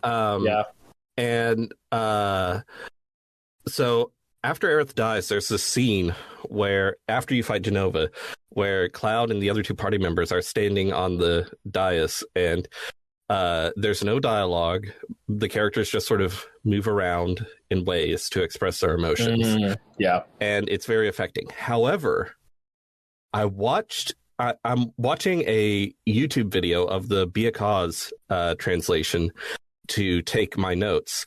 And for some reason in the video, the guy took fucking Yuffie with him. And I'm like, what? Who brings Yuffie? But Yuffie's moment in this scene hit me so hard. She is standing there and she looks at Aerith and she just starts like bawling, and she hugs Cloud and like bury it. And I'm sort of interpreting this because it's these abstract polygon sprites. She like hugs Cloud and like buries her head in his shoulder, and it feels like Cloud is having to comfort her, even though Cloud is more affected by this than Yuffie. But he's having to comfort her during this, and Yuffie's reaction just surprised me and was, I thought, a really great moment. And I can't believe that Yuffie had that character moment in her. That's really cool. You know, Yuffie is a very simple character. Like, even after we do her like side quests and shit, like, I'm sorry, she's just a very simple character. She's not very deep. But you know what? Some real life people aren't that deep. And that is great. Those people, God bless them. Also, just what a great example of like, and I know, again, we've talked about this before too, but like, for all the, Final Fantasy VII and its dumb little Lego characters or whatever, like, they made these weird, simple little character models expressive as hell for what they are. Oh, like, yeah. Oh, yeah. They do so much. That moment, I'd actually kind of forgotten about it. But yeah, the characters you have with you just have this like non-verbal response to what's going on. And it reads with such clarity and emotion. Like, they just, you know... I still, like, I defend the Lego brick characters just because, like, it's not just a dated thing or whatever. Like, it is an art style that they just did all the shit they could with, and they did a good job. Games jumped to being like movies too fast. Games, you know, some games are like plays, and we need more of them. I would have loved like an extra, like a step between the PS1 and the PS2, maybe. I don't know, just to give us more time with this type of stuff. But yeah, it reminds me of when in earlier RPG, like a 2D RPG, when suddenly you get a unique sprite of the two characters hugging, and you're like, holy shit. Right. But it's just happening constantly in this because of the freedom they have with these polygon models. Technologically, I mean, like, like if you look at a sprite sheet for FF6, it's like, oh, here's Terra's sprite sheet. Oh, that one particular sprite is literally used in one cutscene in the entire game, right? But it's a lot of lift to make new sprites and animations for like you know, when we played Suikoden 2, we were constantly pogging because of all the bespoke animations, right? But if your game is 3D, it's a lot easier to make your 3D polygon guys do something new than it is to do it with sprites, right? Like, I'm not saying it's not still a lot of work, but it also more importantly, I think, the amount of man hours is the amount of space it takes up on the cartridge, right? Like, you don't got to make a whole nother little picture and put it in the game's limited storage space. You just have the instructions to make it do another animation, right? And so, the possibility space is way, way, way opened up because of the possibilities of the PlayStation game console, and they're just like, hell yeah, brother. We're going to have bespoke animations in every scene. Except, of course, when Cloud goes, you know, his, like, shrug. Yeah. His, like, I don't know shrug that he does all the time. I love it. Yep. Okay, I do have one more thought about the Aerith thing. Yes. Which is also just that I love, because we've talked about how the way that death happens in this game relates to how it's happened in other previous Final Fantasy games, like Final Fantasy IV. And of course, like, I assume it's just been talked about enough that none of us have really bothered just stating the basic fact that, like, permanent character death for a character in your party with not only story characters but also like stats and equipment and stuff attached to them wasn't a thing that happened very often. Like, this was itself not the first game ever to do this, but this was not how it was done, you know? Yeah. So it was itself a break from expectation here, but it also, like, there is a suddenness and an arbitrary nature of it that is absolutely foreign to, frankly, like, most storytelling, but not all, but definitely, like, Final Fantasy in general. Like, just to reference 4 again, every time, all those, like, character deaths that pretty much all didn't actually turn into long-term, eternal deaths, were noble sacrifices, and that's such a common trope, especially in, like, fantasy and stuff, right? If a character is going to die, it's because of some big important thing that they decided to do, and that's, like, the apex of their character arc. Aerith just fucking dies. Like, it just happens out of nowhere, and it factors in, and the fact that she's dead factors into the story, but the game makes pretty clear, I think, that this was not part of some big plan. Aerith didn't come here thinking, all right, then I'm going to die, and then I'm going to, Well, I will say, I want to push back on that a little bit, or maybe you're already thinking what I'm about to say. Maybe you're just talking in a different manner, but, like, it does matter in a whole lot of ways, but for literal plot reasons that we'll find out 10 hours from now. Right. But it is definitely true that at the time, it 100% doesn't. Like, I don't know. I think that when Aerith has that weird little dream with Cloud and she runs away, I think that she's thinking, I'm never going to see you again. I do interpret it that way. Yeah. I mean, she's out to go do a thing that, again, tiny little spoiler, Sephiroth doesn't want her to do, okay? Right. And she's going to do it alone. Like, I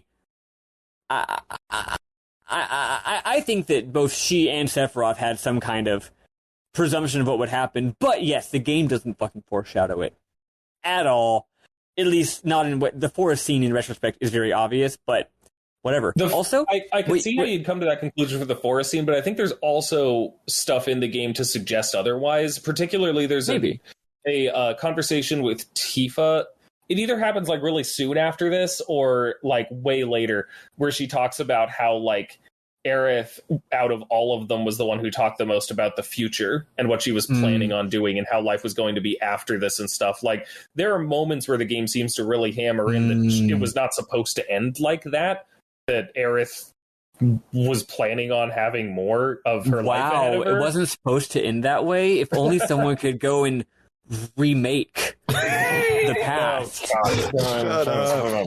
Oh, yes. man. Yeah. Look, I'm just saying, I'm calling it Final Fantasy VII Remake Part 2. They're gonna make it where she doesn't die, and I'm gonna lose my fucking mind. I am gonna be so. I mean, as someone who hated all the benefits, the thing is, whether she dies or not, I'm gonna lose my fucking mind because either choice is bold. Yeah, you definitely might be right though, Sam. Although I will say, everything you just said gave me another new idea. I was gonna complain about how this game loves to put dumb, random, pace-killing bullshit in to break up dramatic moments, and sometimes it's good, but other times it's annoying. But you know what? The fact that you have to do the extremely fucking stupid boner town shit right before makes it feel more arbitrary. It's not like the game is building up all this tension about something bad's going to happen. It's like, no, you just had to do some stupid mini games and hang out with a bunch of archaeologists. Yeah. And you're about to go do something even more stupid. Like, literally, this scene comes in between two stupid fucking scenes. Which goes more to prove what your point is being 100% true, that texturally, it feels like it's out of place, like it came out of nowhere, like it didn't need to happen, like the game itself, the game's design is not acknowledging her death the way that it's supposed to. It's not honoring her death. I mean, hell, we didn't even get her ultimate weapon unless we went and did like a 10-hour-long fucking side quest. In case y'all are curious, you can get her ultimate weapon by doing an extremely obscure and extremely weird side quest that requires you backtracking to like the beginning of the fucking game and talking to some random guy. And if you do it as early as possible, I think it means that you get to have her best possible ultimate weapon, literally for the Temple of the Ancients, and that's it. But you're not going to. So yeah, the game's not honoring her death just the way that Sephiroth isn't. It's awesome. Yeah. Well, because that's the thing is like the... Oh, sorry, go ahead. And I think that's probably why all these things we've talked about, probably why a lot of people, a lot of like 12-year-olds when they played this, were like their immediate like gut assumption was that Aerith is going to come back, or there's some way to get her back. Yeah. I was just thinking that. I think the fact that so many people thought they could bring Aerith back is not just because it's a video game, and anytime a character dies in a video game, people are going to think that you can bring it back. No, I think that specifically the way that they handle her death definitely makes it feel more like that. Yeah. In a way that feels very like denial stage of grief, honestly. Like, also, tropes and genre awareness and stuff, but yeah.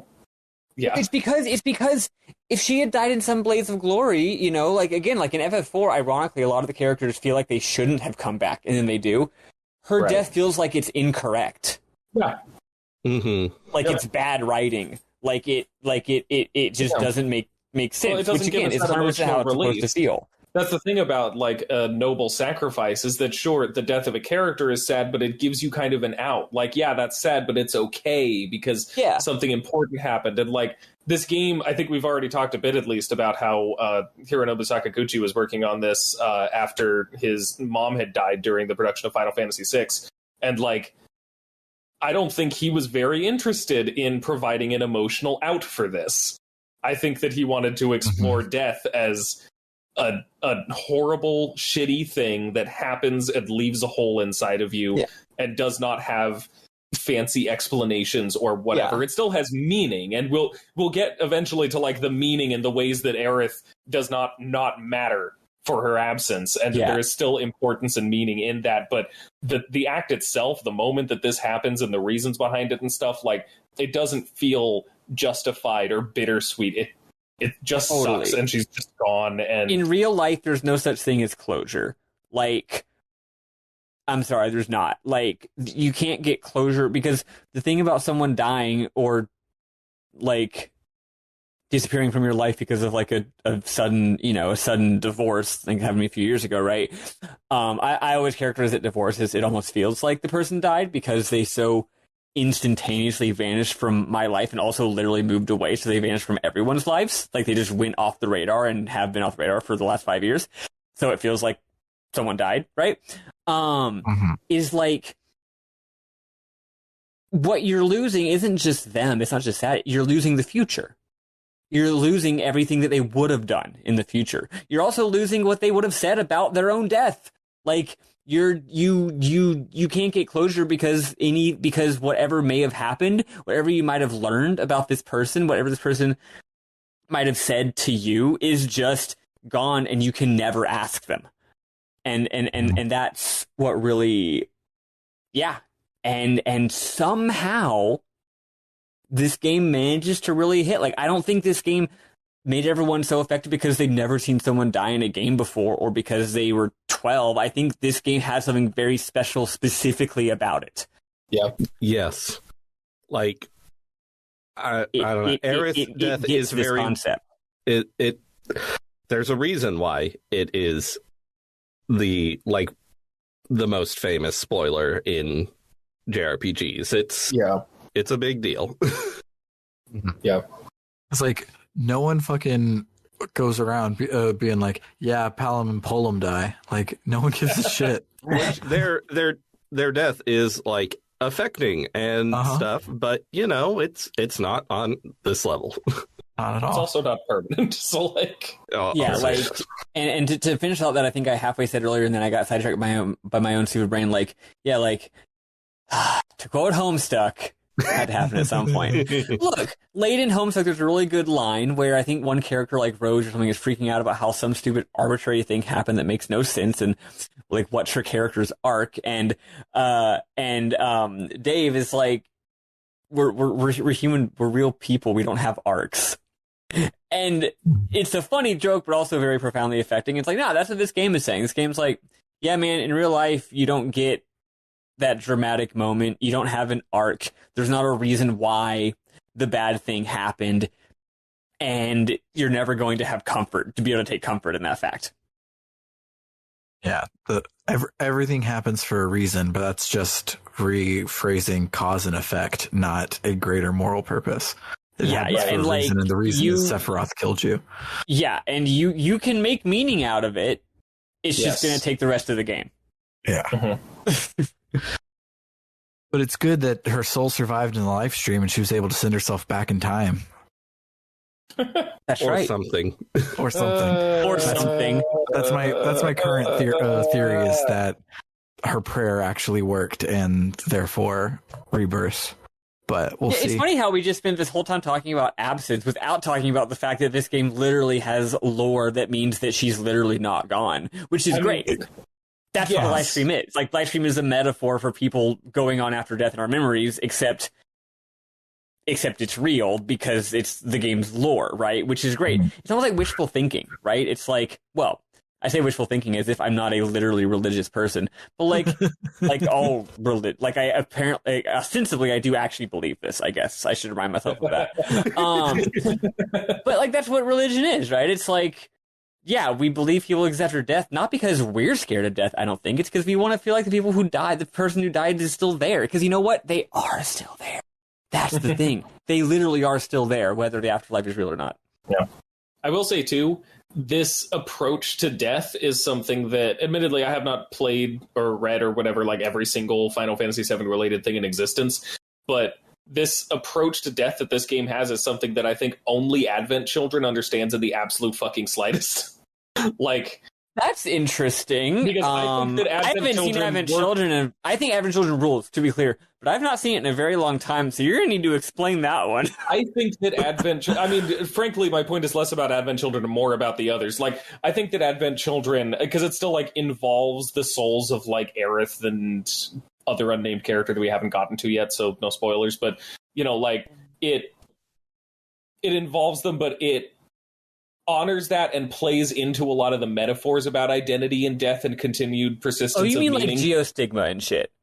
Well, that and also like the baptism setup and the stuff that happens at the very end. I don't want to get too far into Advent Children. Okay, no, I get what you're saying now. Like, I get what you're saying now, yeah. It's there in any case. Whereas, like, Crisis Core is famous for one of the most long, drawn-out, and emotional, noble sacrifices in, like, the entire medium of video games. And it's good. It's also very much in conflict with this. And then you have, like, the theory that, you know, you were just putting forth about FF7R literally takes this and says, oh, well, in that case, maybe we can just, like, reverse all of this. And, like, I don't think that you're entirely wrong on that, and I think that in general, FF7R giving a way out for this is very much against the spirit of the original game and what it was going for. Like, it's something that I feel hasn't necessarily been reflected in the expanded universe of Final Fantasy VII. This game got it so much better than most other things. That's true. That's true. Although I do trust... Here's the thing. What's the moral of every time travel story? It's that you shouldn't time travel. So I'm assuming that's what's going to happen here, and it'll end up being fine and not going against the entire point of the game. But who knows? Yeah, there's a very weird Sephiroth did the time travel, and the fact that it's going to turn out better is why we get that we shouldn't time travel, because Sephiroth fucked everything up for himself even worse. But yeah, I don't know. That's the second half of my pet theory is that Aerith from the live stream completed her prayer or whatever she's trying to do, which sent her back in time so that this time she can go and do the prayer and die again, but like on purpose. And so she'll complete the loop, but like do the actual thing to do the thing of whatever the fucking point is going to be of the new trilogy. As a POG, a person of gender, the idea of doing what you were already going to do anyway, but on purpose this time, is very meaningful. Mm-hmm. Actually, you know what? As not a gender thing, but as someone who explored like polyamory and stuff, even with the potential of just staying with the person that I was already with, I agree. Choosing to do something over just doing it because you were expected to is an important thing. And that actually makes me wonder if maybe the remake would go with the theory. I can't talk about the end of this game, never mind. If it goes with a particular theory of what happens at the end of this game, then I could see that essentially trying to alter that. But I disagree with that theory anyway, so, you know, we'll see. I like how we're being cagey about what happens in Final Fantasy VII, but it's like Final Fantasy IV, Final Fantasy VII Remake, who gives a fuck? No, I mean, here's the thing. We've talked about everything involving remakes since it's gotten up to the point of this. This game's labyrinthine and brilliantly sort of enfolded structure I think really is a thing of beauty and legitimately deserves to not be spoiled more than just about any other spoiler. I would say I would rather spoil that Aerith dies in this game with someone who hasn't played it than a lot of the other things that happen later in this game. Yeah. I mean, personally, I just hate spoilers, and I think that the way that because yes, this is an old game, it's also a fucking masterpiece. So, like, I'm not going to be like, hey, you know, whatever, the game's been out a long time, so I'm just going to I'm like, no, you experience this pure and good. Also, frankly, I think way fewer people nowadays have played FF7 than had played it 10 years ago. I know, right? Like, way fewer people. Like, not a lot of people watched Casablanca either. Like, yeah, so, you know, like, I actually think experience it. People talk about, like, the statute of limitations for spoilers. I think after a certain point of view, you reinstitute, like, the spoilers become they exit that period, actually, where spoilers are fine. Like, if you were to ask your average Zoomer if they knew the big spoiler in FF7, they might even say, what's FF7? Like, that's not Fortnite. Right. And see, I agree specifically because I think the idea of a statute of limitations for spoilers is at direct odds with the concept of a classic and what that even means. Like, the idea is that as something gets old enough, if it's still popular and beloved, then it's something truly special and worth preserving. And so the idea that that same passage of time also makes it so you don't have to, like, respect people's first experience of it, that you just, like, can tell everyone whatever and ruin it for them, like, that's silly to me. Like, I don't know, man. Do you guys know what the big, quote, spoiler is in Anna Karenina? I do not. I don't actually. So. Well, I'm not going to tell you. Cool. Thank you. But I will say that for literary types, it's as big of a, obviously everyone knows it's spoiler as if for, like, I mean, a certain kind of literary types. You're not saying people are literate rooms or anything. For a certain kind of literature head, that's as obvious as a no-brainer. Everyone already knows this going into the book. Spoiler, I knew it going in. As Aerith died in FF7, but guess what? Not everyone's that kind of person, man. Maybe someone's not a huge gamer who's on forums and Twitter and Tumblr all the time. Maybe someone is just a casual gamer whose friend told them FF7's really good. I remember when I was, this is like the only thing I remember from high school, but I remember we were reading Frankenstein in 9th grade, and someone had their copy of Frankenstein, and they read the back of the book, and they were like, what the fuck? The back of the book says the whole plot. And I'm like, yeah, we 9th graders don't necessarily know what happens in Frankenstein. Yeah. In fact, we probably don't, because every adaptation has nothing to do with what happens in the book. Seriously. Okay, sorry, I don't want to go on too much of a tangent on this, but that fucking pisses me off. I still remember when I saw the first Frankenstein movie right after I'd read the book. Like, there's never been a good Frankenstein movie.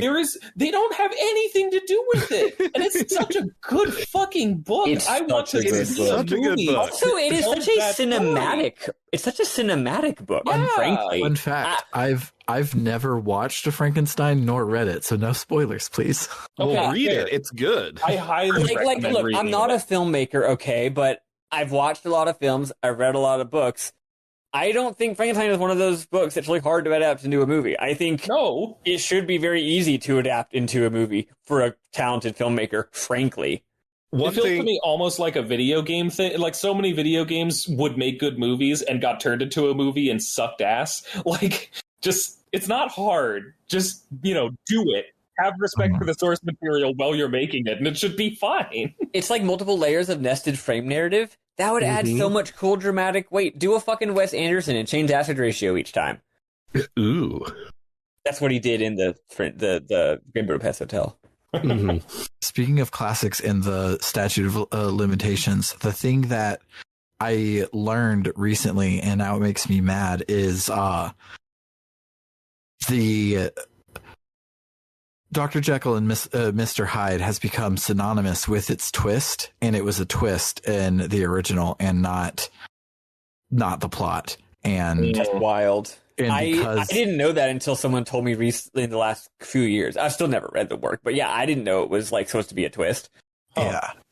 And so now, because I've watched League of Extraordinary Gentlemen and I've heard the idiom of Dr. Jekyll and Mr. Hyde, now I can never experience that original book. Right. Mm-hmm. Kind of makes me think of people who suggest watching Star Wars prequels first. Like, Not that anyone doesn't know that twist, obviously. It's the movie equivalent of this. Maybe someone doesn't, you know? Yeah, and even if they don't, like, you know, it's constructed that way. Like, that just, you know, keep it intact. I think there's probably very few examples of media where you should like experience it out of release order. I agree. Yeah. Yes, there are examples, because guess what? Very few of them. The movies aren't actually the story of the movie, and I'm stealing this from somebody for the record. A movie isn't a story of the story of a movie isn't the story of the movie. The story of the movie is the story of the people who made the movie.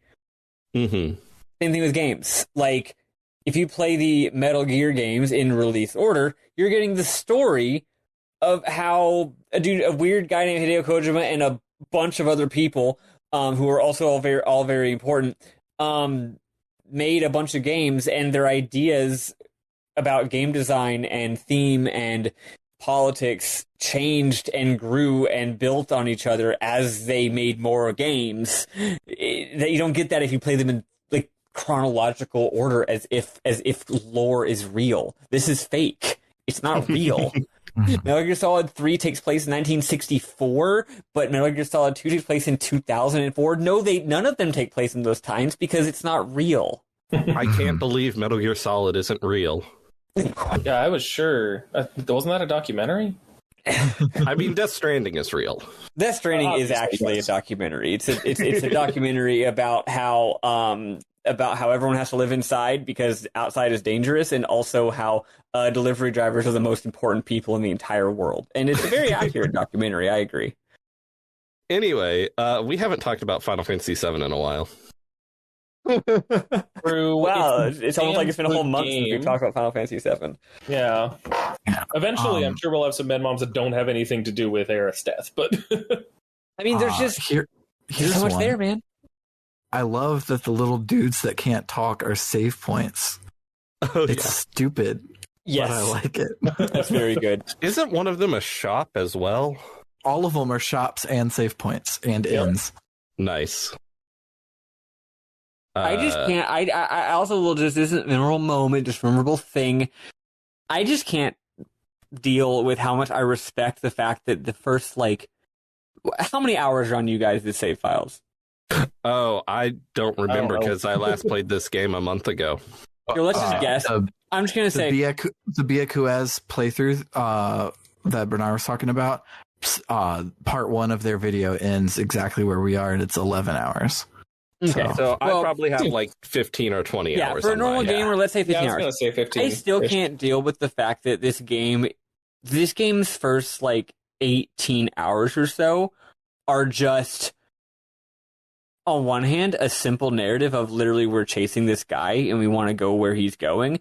But like, this game has 18 straight hours of things happening that you don't understand what's happening or why they're happening. And it's literally 20 hours of gameplay before they start to explain any of it. It's very, very ballsy. We're still not at the point. In all fairness, they explained a lot of it in Calm. It's just not, you know. I was about to say, when you get to Calm, Cloud is like, I'm going to explain everything. And then it's like, oh, actually, I don't know what happened. You don't feel like it's not explained. It's just, you know, actually not being explained. Yeah, like this game is just, the real plot of the game has not appeared yet. The game is like, it's so cool how much the game trusts that you're going to be engaged with the characters and the aesthetics and the pacing to just continue blindly going along while they just pepper you. Like, every single episode that we've recorded and the ones that I wasn't here for but I listened to, the reason why it's so hard to, the reason why all 4 of us keep having to be like, oh, I can't say that because it's a spoiler, is because every single thing that happened in the first half of this game is a question that requires an answer. Yup. And it is, it is a very extreme version of this type of storytelling that you almost never. You know what actually does that pretty well? Glass Onion. Yeah. Fun fact. The difference is The Glass Onion is a, 2 hour and 15 minute long movie and not a 40-hour video game. Right. And then, honestly, this is one of my favorite things about JRPGs in general is how the good ones tend to be, you can explain what the beginning of the game is about, and that has absolutely nothing to do with what it's actually about. Yeah. And you can also... indistinguishable. Yeah. Although maybe you shouldn't go too far with that, because then you get Xenogears. The problem with taking 30 hours to get to quote unquote the real plot of the game is that those first 30 hours do also have to be interesting. Yeah. Which FF7 does very well. Xenogears, I would say, does it medium well. If you're doing that, you're writing a big check, and not everyone can cash that check. You also do have to think that you are experiencing the real plot of the game. That's Xenogears' problem. Xenogears' problem isn't it waits 30 hours to tell you the real plot. It's that for that first 30 hours, they're constantly alluding to the fact that there's a real plot. Right. Which therefore makes you feel like nothing that's happening matters. FF7, everything that's happening matters. Mm-hmm. I need to play Xenogears. Even if it's not, quote, the real plot. Apropos of nothing, but I guess sort of related to spoilers. I am going to give a spoiler, but it's just for the next scene of the game that we alluded to earlier, and how we talked about how Aerith's theme played through the entire boss fight instead of the fight music, which was really cool. What if Aerith's theme continued from when she died all the way to the end of snowboarding?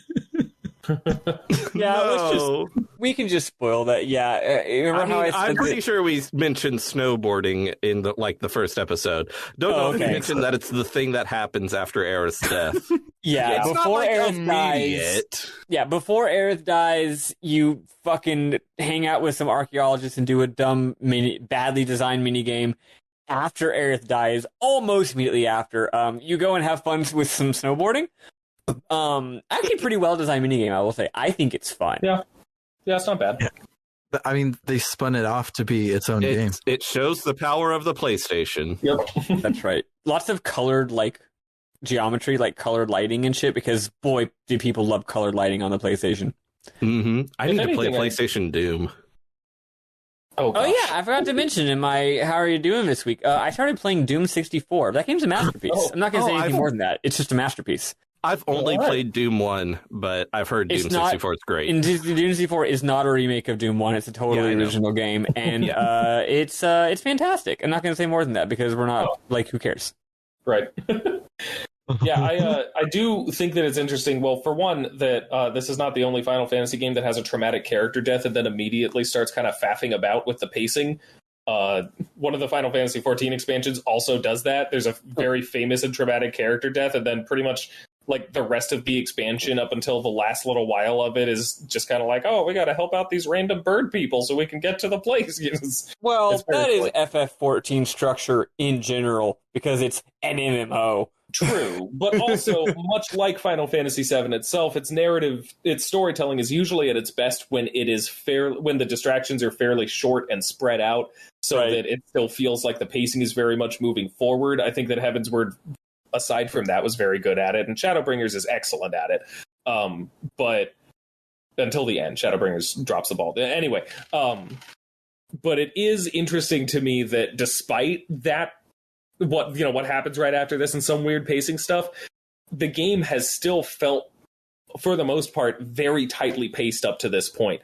Pretty much ever since Ketchti gives the Turks the keystone or whatever. I don't know the words. Yeah, the keystone. Yeah, keystone.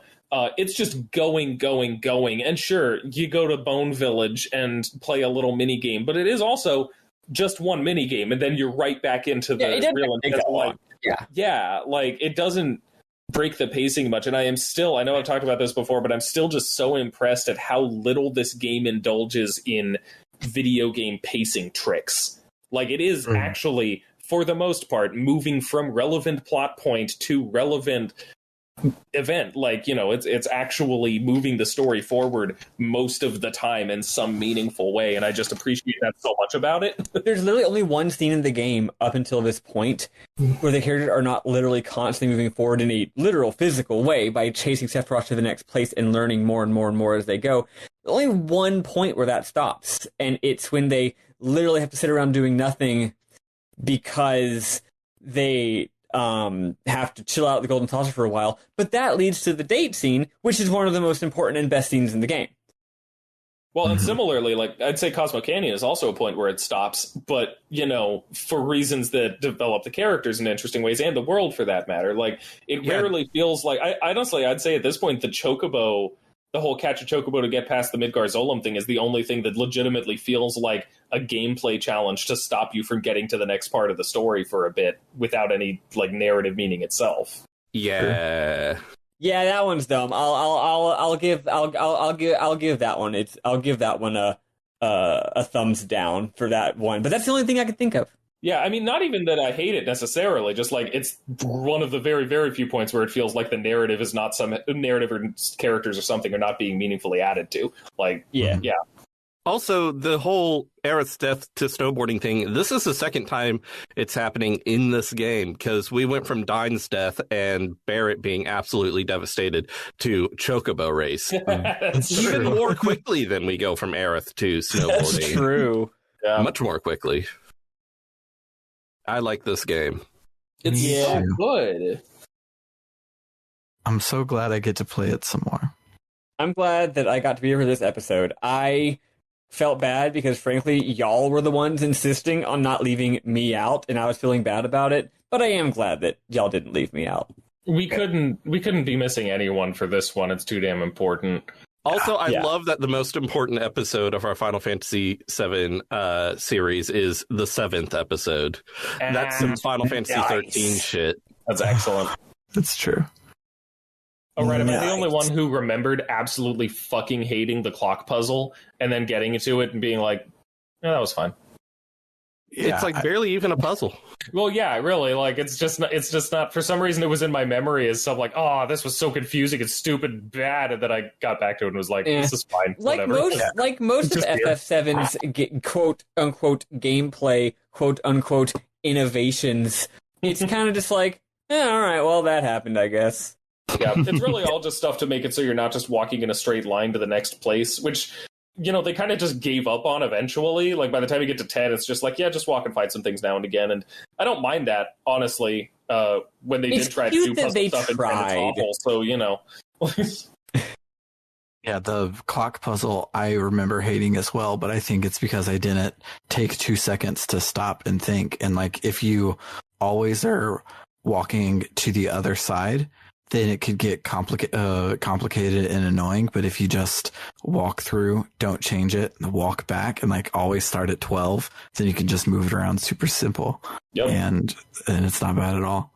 Yeah, I think it's one of those puzzles where it's easy enough to just accidentally get right that if you end up getting frustrated, you'll probably just end up accidentally fucking around and figuring it out anyway, and then you'll just be like, well, that wasn't exactly satisfying, but anyway, I'm done now. But, anything else anyone wants to bring up before we head out of here? I like this game. I love this game. I will give people a heads up. I will probably not be in following episodes, which is really sad. Sam sent me a message a while back about if I needed to like permanently drop out of being main cast, and I didn't respond because my answer wanted to be like no. But turns out I don't really feel like I'm getting to make that choice, which sucks. Because of again, I didn't think about how much the job fact also did time zones. I didn't think about the fact that unless I get done with my shift at a very reasonable time, it's too late for anyone who's not in Pacific time. So just heads up, guys. We'll see what happens going forward, and it's a damn shame. Though I am very much enjoying listening to you all continue to play Final Fantasy VII.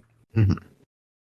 And certain things like Metal Gear Solid, I would shoot myself before I did a Metal Gear Solid episode without Maddie. So there will still be times where we will tackle this beast on purpose. But And if anything changes, like if you know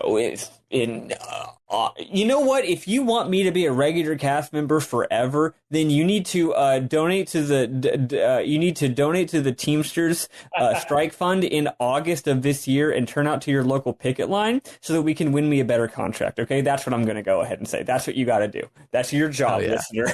There you go. Another thing you could do is you could head on over to www.rpgbook.club and help us offset the costs of running the show. Any and all donations there are put back into the show to make it better. Offset hosting costs. Our biggest cost right now is Adobe because it's a big old expensive guy, and so help us have cool new graphics by donating, because we do have some cool new graphics coming up real soon. Yeah, we do. If you donate $1 or more a month, you'll get access to our Book Club no Kaseki episodes a month before everyone else, as well as be able to vote on our polls that decide what game we play next. There's a poll live the entire time that we're playing Final Fantasy VII, covering Bernard's auto RPGs, either Skies of Arcadia or Paper Mario. As of right now, Skies of Arcadia has a shutout on Paper Mario, but if you really want us to play Paper Mario, you can bring 8 or 9 of your friends to come and vote all in the same way and turn it around. If you bump up your monthly contribution to $5 or more a month, you access the Warrior tier of our Ko-Fi, and we will shout out your name at the end of every episode, just like this. So shoutouts to Floris, Kildron, Freddie Rodriguez, Bernie L. Taylor, Aaron524, Anthony Lerma, Fimk, Jfro Prime, and Doho. And then if you bump up your donation to $20 or more a month to access our Luminary tier, we will not only read your name, but give you a 1-sentence shout out to whatever you want. The idea is for this to be a URL for your Twitch stream or YouTube channel, or just to make me say something stupid. But our 2 luminaries are much nicer than that. Our first luminary is Eliza Tantivy, and she wants you to check out globalgamejam.org. It's a upcoming event to try game development for 3 days, either alone or with a group, with a bunch of different in-person sites as well as online, and that is running until February 3rd. So coming up right up this weekend as you hear this. And then our other luminary is Carr, who is not a Twitch streamer, but he's a dentist. So his shout out is not for his Twitch stream, but for your own mouth. And he asks that you brush your teeth twice a day. Most importantly, the time right before you go to bed. For RPG Book Club, I have been Sam Allman. I'm David Bernard Hauk. I'm Maddie Grace Webbin. Game Professor. Toodaloo, folks. Goodbye, everybody.